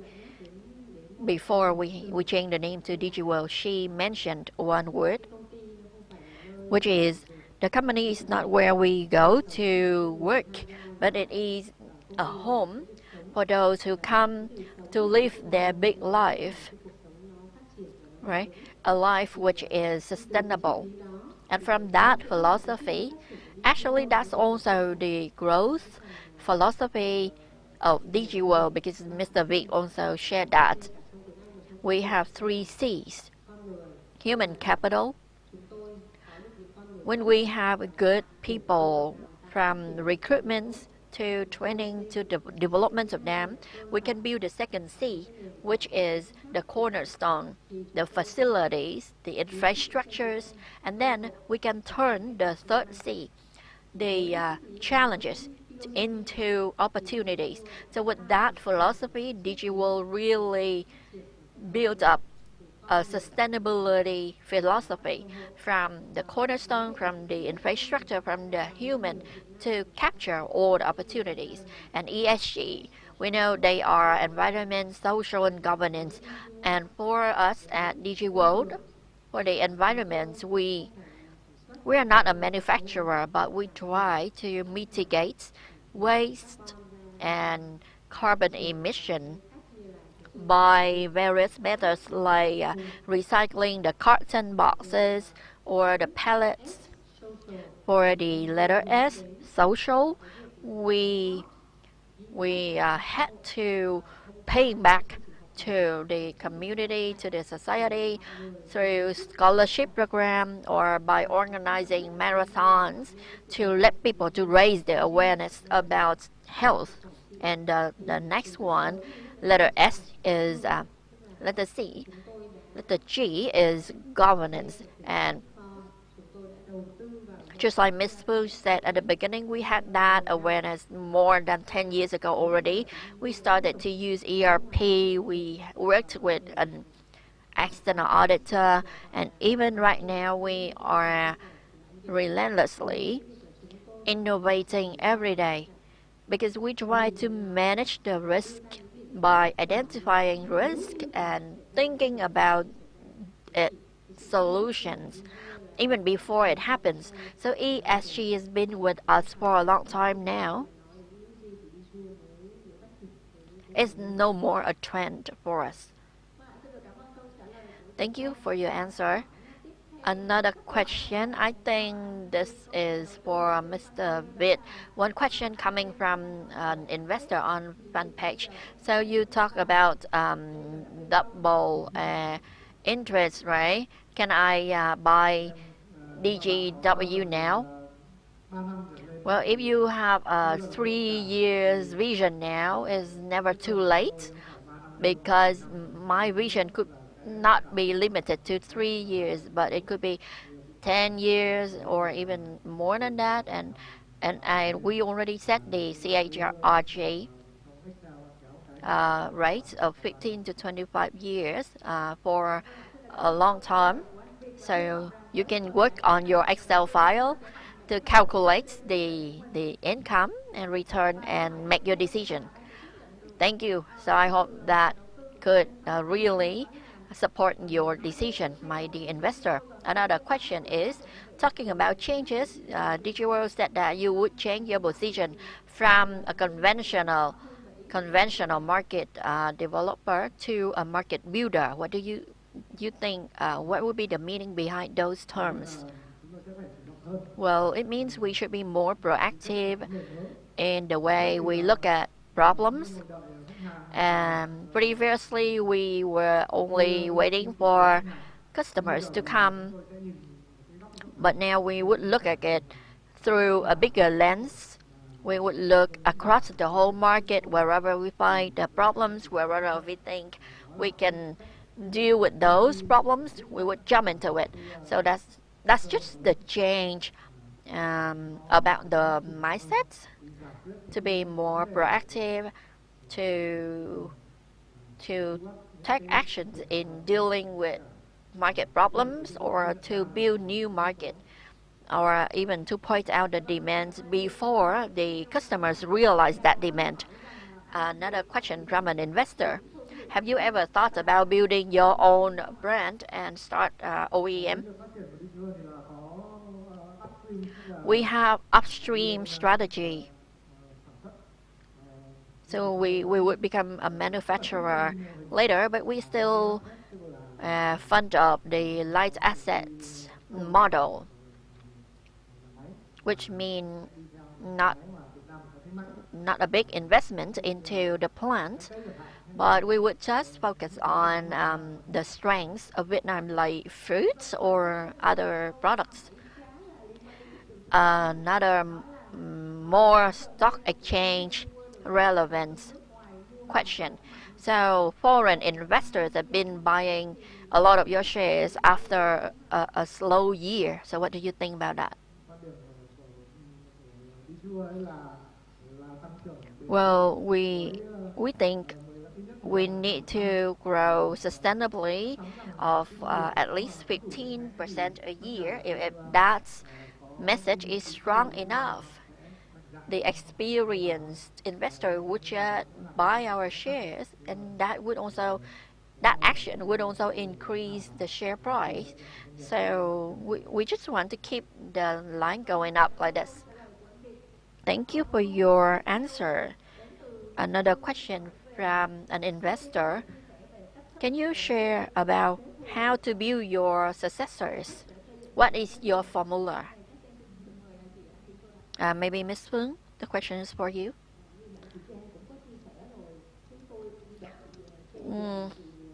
Just like Ms. Chang said earlier, we are not waiting until we get old and we find the replacement. We started looking for young talents, and we gave them the opportunities to do things wrong, to learn from that, and to grow based on the core values of Digiworld. And at Digiworld, we have, as I said, 50% of our leaders came from our talent nurturing campaigns and strategies. So young people, when you joined us, you are given the chance to understand the core values, to learn new skills, to like let your curiosity grows. Like Đức Trọng said earlier, with curiosity, you can be able to find the solutions. And as long as you love the challenges, you will have the ownership and responsibility in resolving it. So I cannot just say that it's just strategy, but I can just say that let them live their dreams. And that is the strong foundation for us to grow them. Thank you, Ms. Kim Phương. How about you, Ms. Chang? I just want to add to that. Yesterday, I and Mr. Vic met a startup in e-com. It's an outstanding international company with a sales of like $30 million a year. So it could be the top rank in e-com sector, and they came to hear me sharing about how to build the people and the culture, because I have been joining consultants groups to advise startups. So one thing I said yesterday was that we have the training programs here at Digiworld with the aim to let our staff understand what really can help them succeed, not just here, but even when you leave Digiworld. And for the manager level, we have training programs to let them identify their own strengths and visions, regardless of the connection with the company. So after that, a lot of questions came. People asked me until when I can join that training, and even somebody said that if you have a training class in Hanoi, please let us know. We would just fly there to join it. So the leader of a leading company, but she was very keen on learning that from me. So that really made me feel proud, because we were having the willingness, and not only the willingness to invest in them, but also to spend on the activities to make them grow personally, and to also shape their perspective in life. Thank you, Ms. Phương and Ms. Chang. And do we have any question from the floor? Yes, please.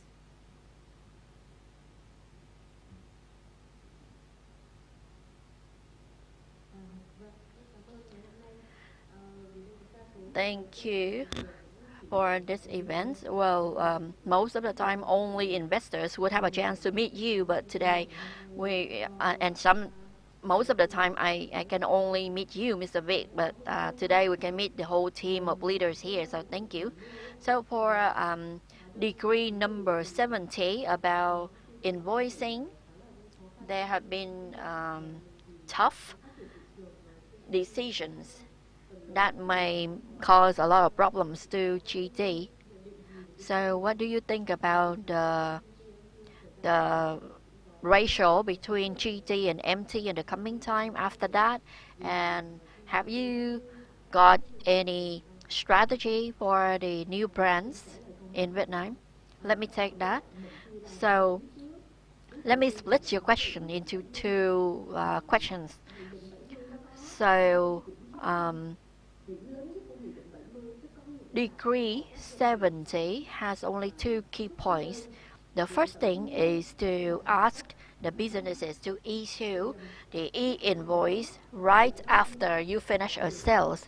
So it's like you just said, it would impact the outlets, the stores that have not had such a habit. Us at Digiworld, when we know about degree 70, we actually got a training by a tax officer, and we also look at how we can adapt to this degree. So we can confirm that we can 100% comply with this degree at Digiworld. But when we put ourselves in the shoes of our customers through our sales and admin team, we would train or guide our customers. Well, actually, that degree doesn't impact our business at all. It's just that you haven't really comprehended it. So after 1 month, I think everything has been smooth for us so far. Thank you, Ms. Phương. Any other question from you, Miss? Alright, so over to you, Thái Hoàng, for question from online participants. Yes, one question from the Livestream channel. Could you share your perspective about retail market in Vietnam in the coming years? Would we have more online activities? Would we have direct logistic connection from manufacturers to consumers? So how would that impact distributors in general and you in particular? Well, follow the trend, we can see that online commerce would grow, but the fact that manufacturers would directly work with customers, I think you don't understand it correctly, because sometimes you buy it from an online store of a manufacturer, but actually that store belongs to us. So let's say for the value chain, manufacturers would just focus more on R&D and material and manufacturing to create better products that match the market's preferences, and that would bring them more value than going directly to distribution and retailing. And I believe that the trend would be always like that. Thank you for your detailed answer about the role of the distribution.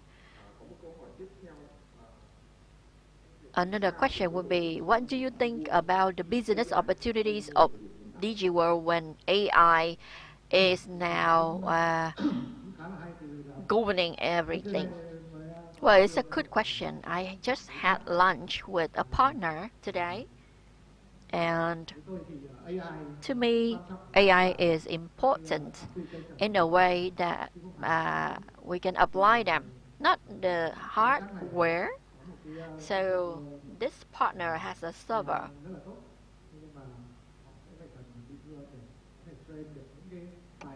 They have a very good AI server, but they need us to train that AI server. So this is the AI server for SMEs.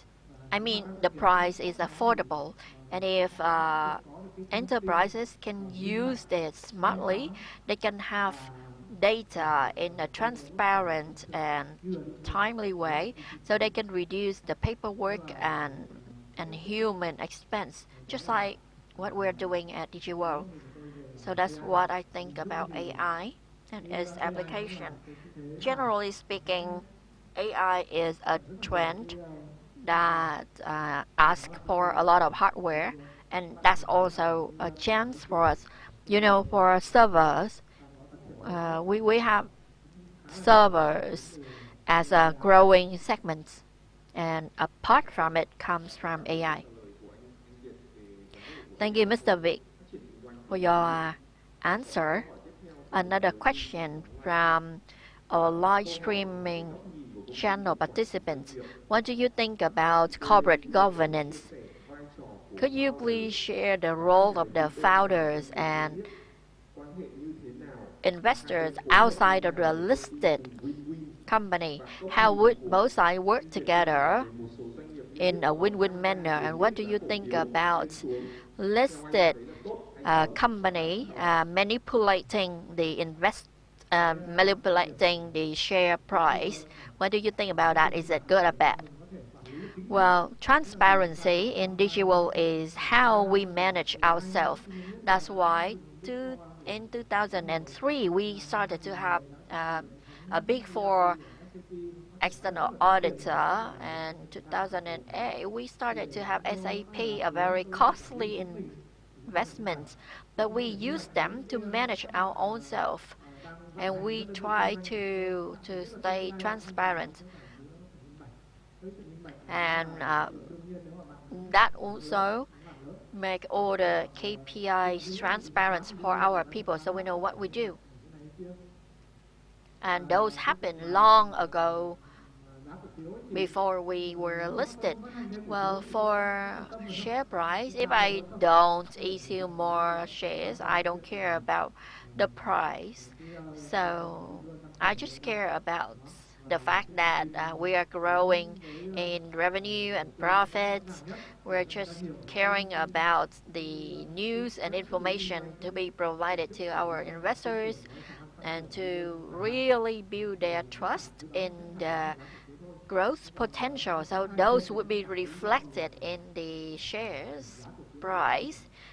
We don't have any intention to manipulate the price. Well, yeah, a transparent answer, I have to say. Another question to the BOD. The value chain that you are providing to the market, and what value you are focusing on, and what value really build the trust in your partners. And can you share about the plan of growing your portfolio? What would you focus more on, the quantity, and what would you focus more on, quality? Well, in Digiworld value chain, like one of my slide already had it, we try to provide a full service package for the brand, so they have the best channel to approach their consumers, and they can get as many services as possible when they work with us. So I believe that our role in that value chain is irreplaceable. And what is the second part? The plan to grow your product portfolio. What would be your focus in terms of quality and quantity? I think Digiworld is quite a unique business on the market, which sets the earnings guidance early of every quarter. Whenever we report the result of a quarter, we always have the targets for the next target. So when you look at the category portion, you will see that home appliances and office equipment and consumer goods are growing quite fast. That's the short-term and long-term trend, and I think it will be like that. Thank you for the answer from Mr. Vic about the value chain of Digiworld. So, is there any other question from the floor? Yes, please. Somebody please pass the microphone to him. Please introduce yourself first before the question. Hello to BOD members of Digiworld. I'm Đức Phú from HSC. Thank you so much for your sharing so far. Early this year, I heard from Mr. Vitt that Digiworld wants to join the distribution of EVs. And recently, we have seen a lot of facilitating policies from the government. So Xiaomi have a big fan community in Vietnam. I am also a fan of them. So if you join this activity, you already have some certain advantages. So I don't know when we will start the distribution of Xiaomi EVs in Vietnam, and is there any barriers to that? Thank you for your question, Mr. Đức Phú. Well, actually, at the beginning of the session, Mr. Patrick From Xiaomi Vietnam already had that answer. So their plan would be 2027. They would have EV sales internationally. I think Digiworld has a good position for this launch. And of course, there are difficulties. There is no such a market without difficulties. So let's talk about Digiworld's advantages, which is to love the challenges, right? Another question from the fan page, a question about corporate culture. Corporate culture is what shapes the way people work in the same place. Can you share some key points about your corporate culture, especially in the situation that the company has a lot of generations like 8X, 9X, and Gen Z? Ms. Chang, maybe? I think culture starts from two roots. The first one, like Mr. Vic already said, Ms. Phương also said, and I said earlier, it should be built from the intention of the company. Digiworld's intention is not only to earn money, but what we want to create and what we want to leave for the society.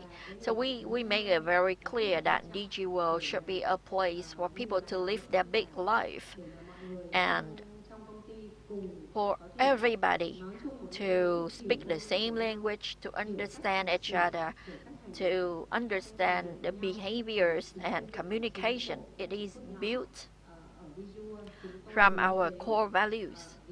In Digiworld, we always want to commit and deliver what we commit. So whenever we make a commitment, it should be based on thorough considerations of resources and abilities. And if there is something happens that delay or obstructs the way we deliver the commitments, we need to make adjustments. We need to create a new commitments. So let me make an example. There will be no situation that a Digiworld person entering a room and saw a water spillage and just say that who did this, whose water is it? But that person would just clean that up. And we train our people in that way.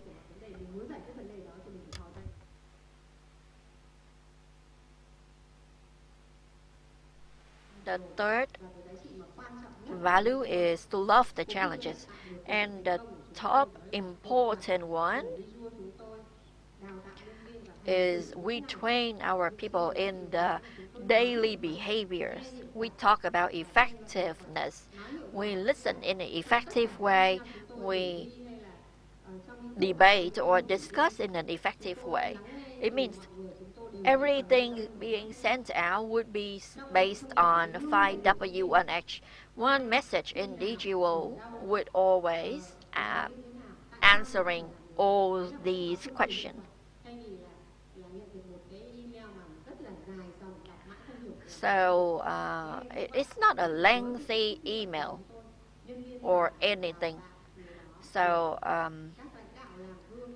the leaders would walk the talk, would be the sample, and we train our people to do the same thing. And that is how we build the culture.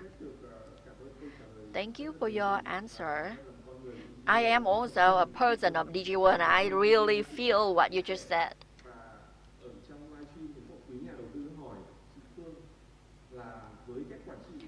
So we have another question. Do you have room for cost optimization, and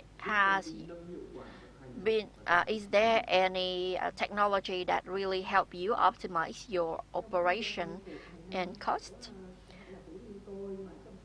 Well, the annual KPI, not only for myself, but for a few people here, would be SOP optimization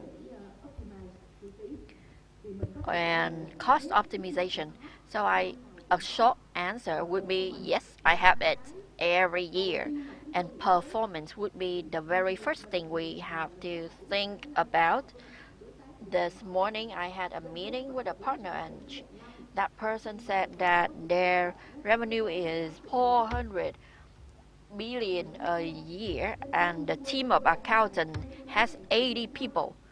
So I said that we have like more than 20,000 billion dong a year, but the whole team of accountants from the north to the south is 30 people. So optimization should start not from me, but from each of you. You need to realize where to be optimized.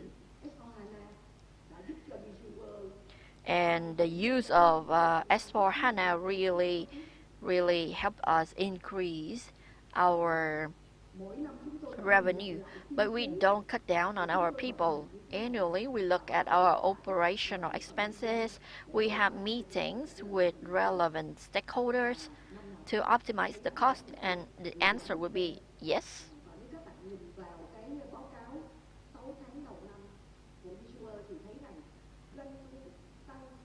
And if you look at the first half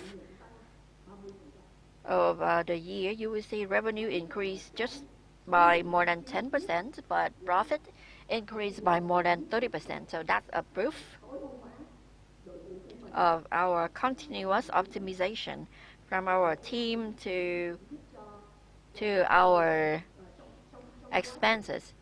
And teams also help us in training activities. Maybe Ms. Chang shared earlier, we have an application keeping all the training materials, and the newbies would just ask that chatbot to get the information that they need. Let's say, give me some information about Decree 70, or give me something about financial management.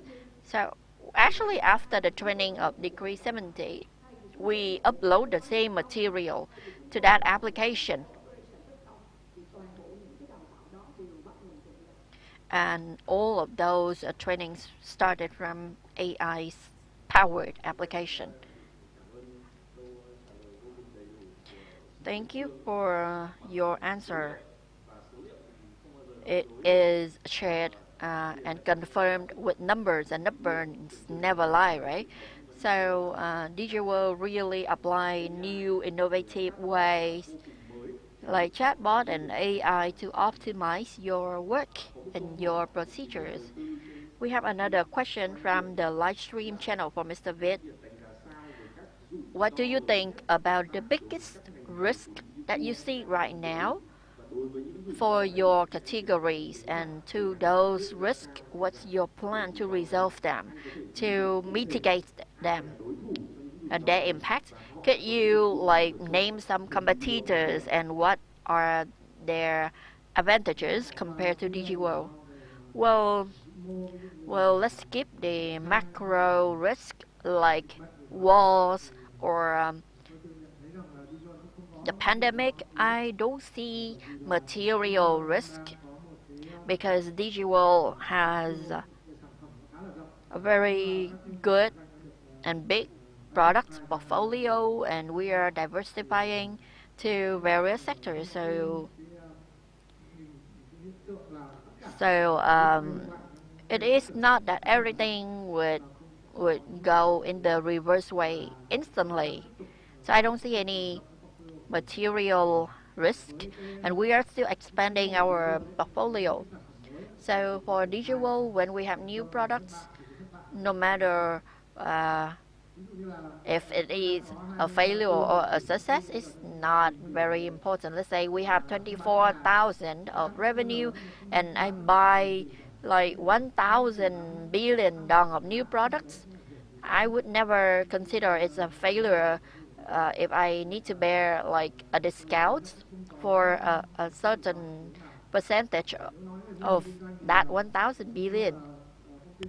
And Digiworld, talking of business model. We are the unique company with the ability to offer a full service to our manufacturers and to have such a big scale. So I think that's not the problem. Thank you for the answer. And is there still any question from the floor? Yes, one hand raised.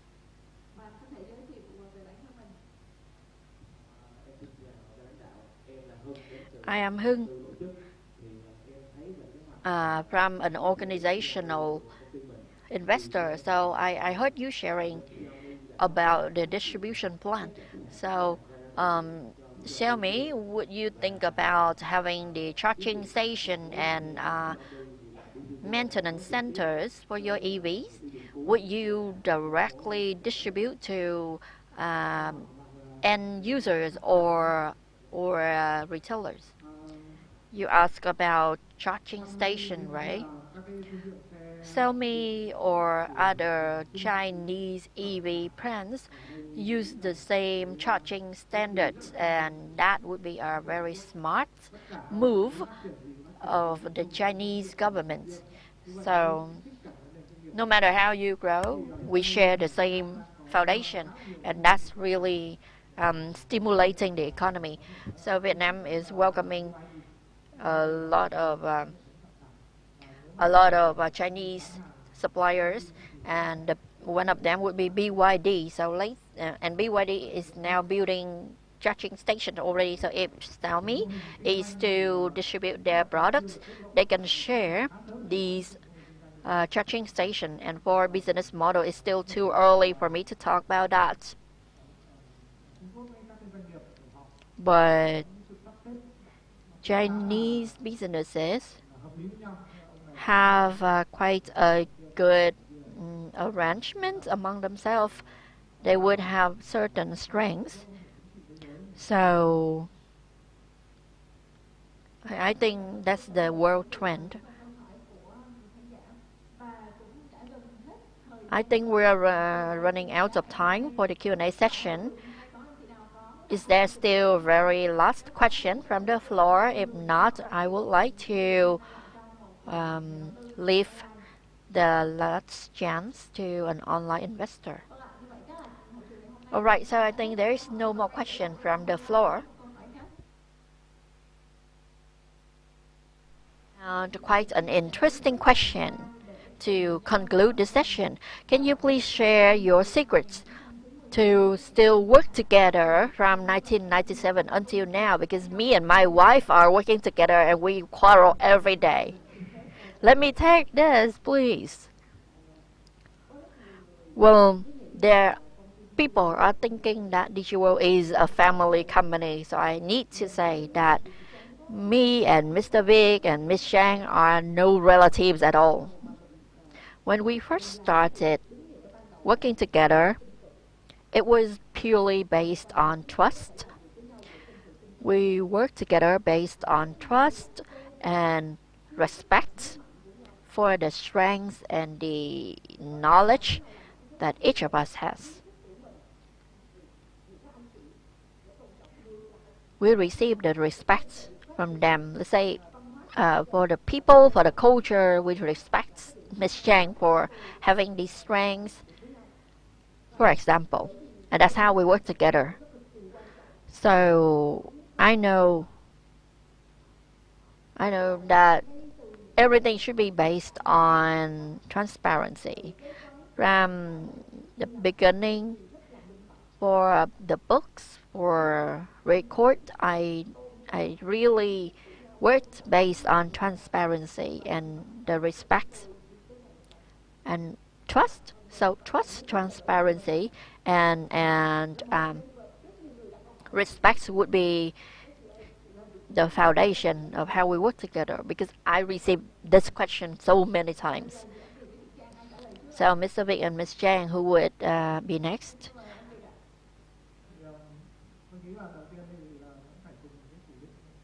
Well, I think the very first thing should be the intention. We share the same intention that Digiworld is a way where we let people live the big life.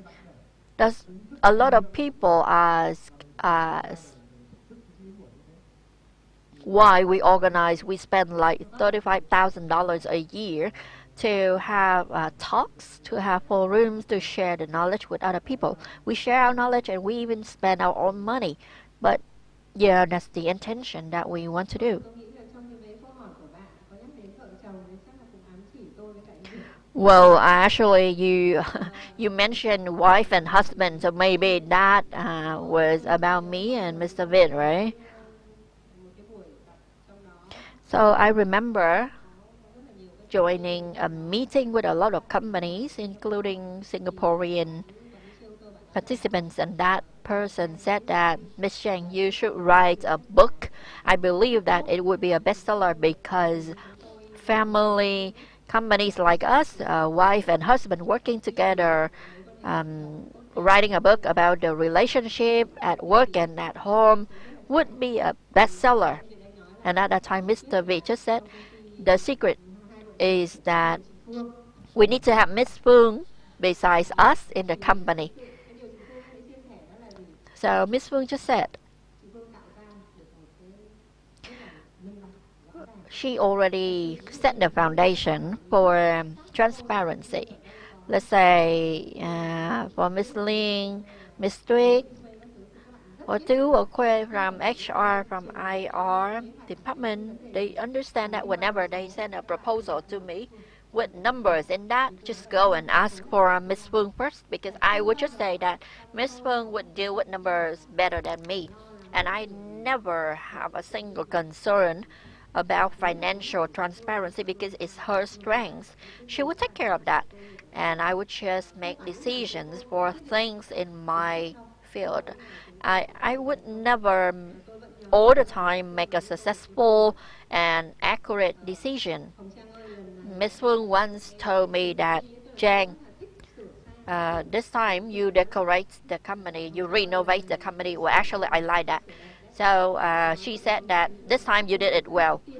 So it means other time my decoration was just a waste of money. But she would just make a compliment for that certain specific renovation. So it means if we are husband and wife, but we have a co-founder who respects the others and even respects the mistakes or the wrong decisions of the other co-founders, instead of blaming on each other, would be the foundation of more than 2 decades working together of ours. It should be the recognition, the trust, and the respect that we have for each other. Thank you, Ms. Chang, Mr. Vid, and Ms. Phương for your answers. And I believe that my investor would be happy with the answer. And I know that you have this pain points in your situation, so I hope that the answer would be an advice for you to manage your business. I hope so. And that's the end of the Q&A session.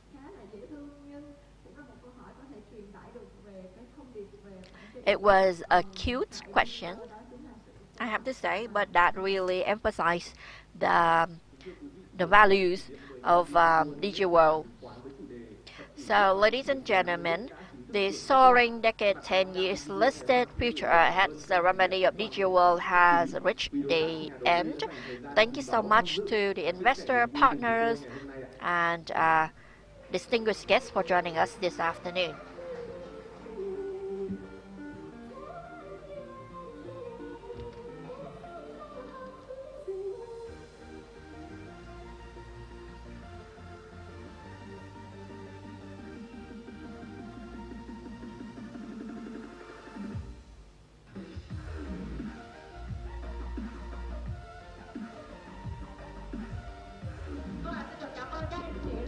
Thank you so much for spending your time with us this afternoon.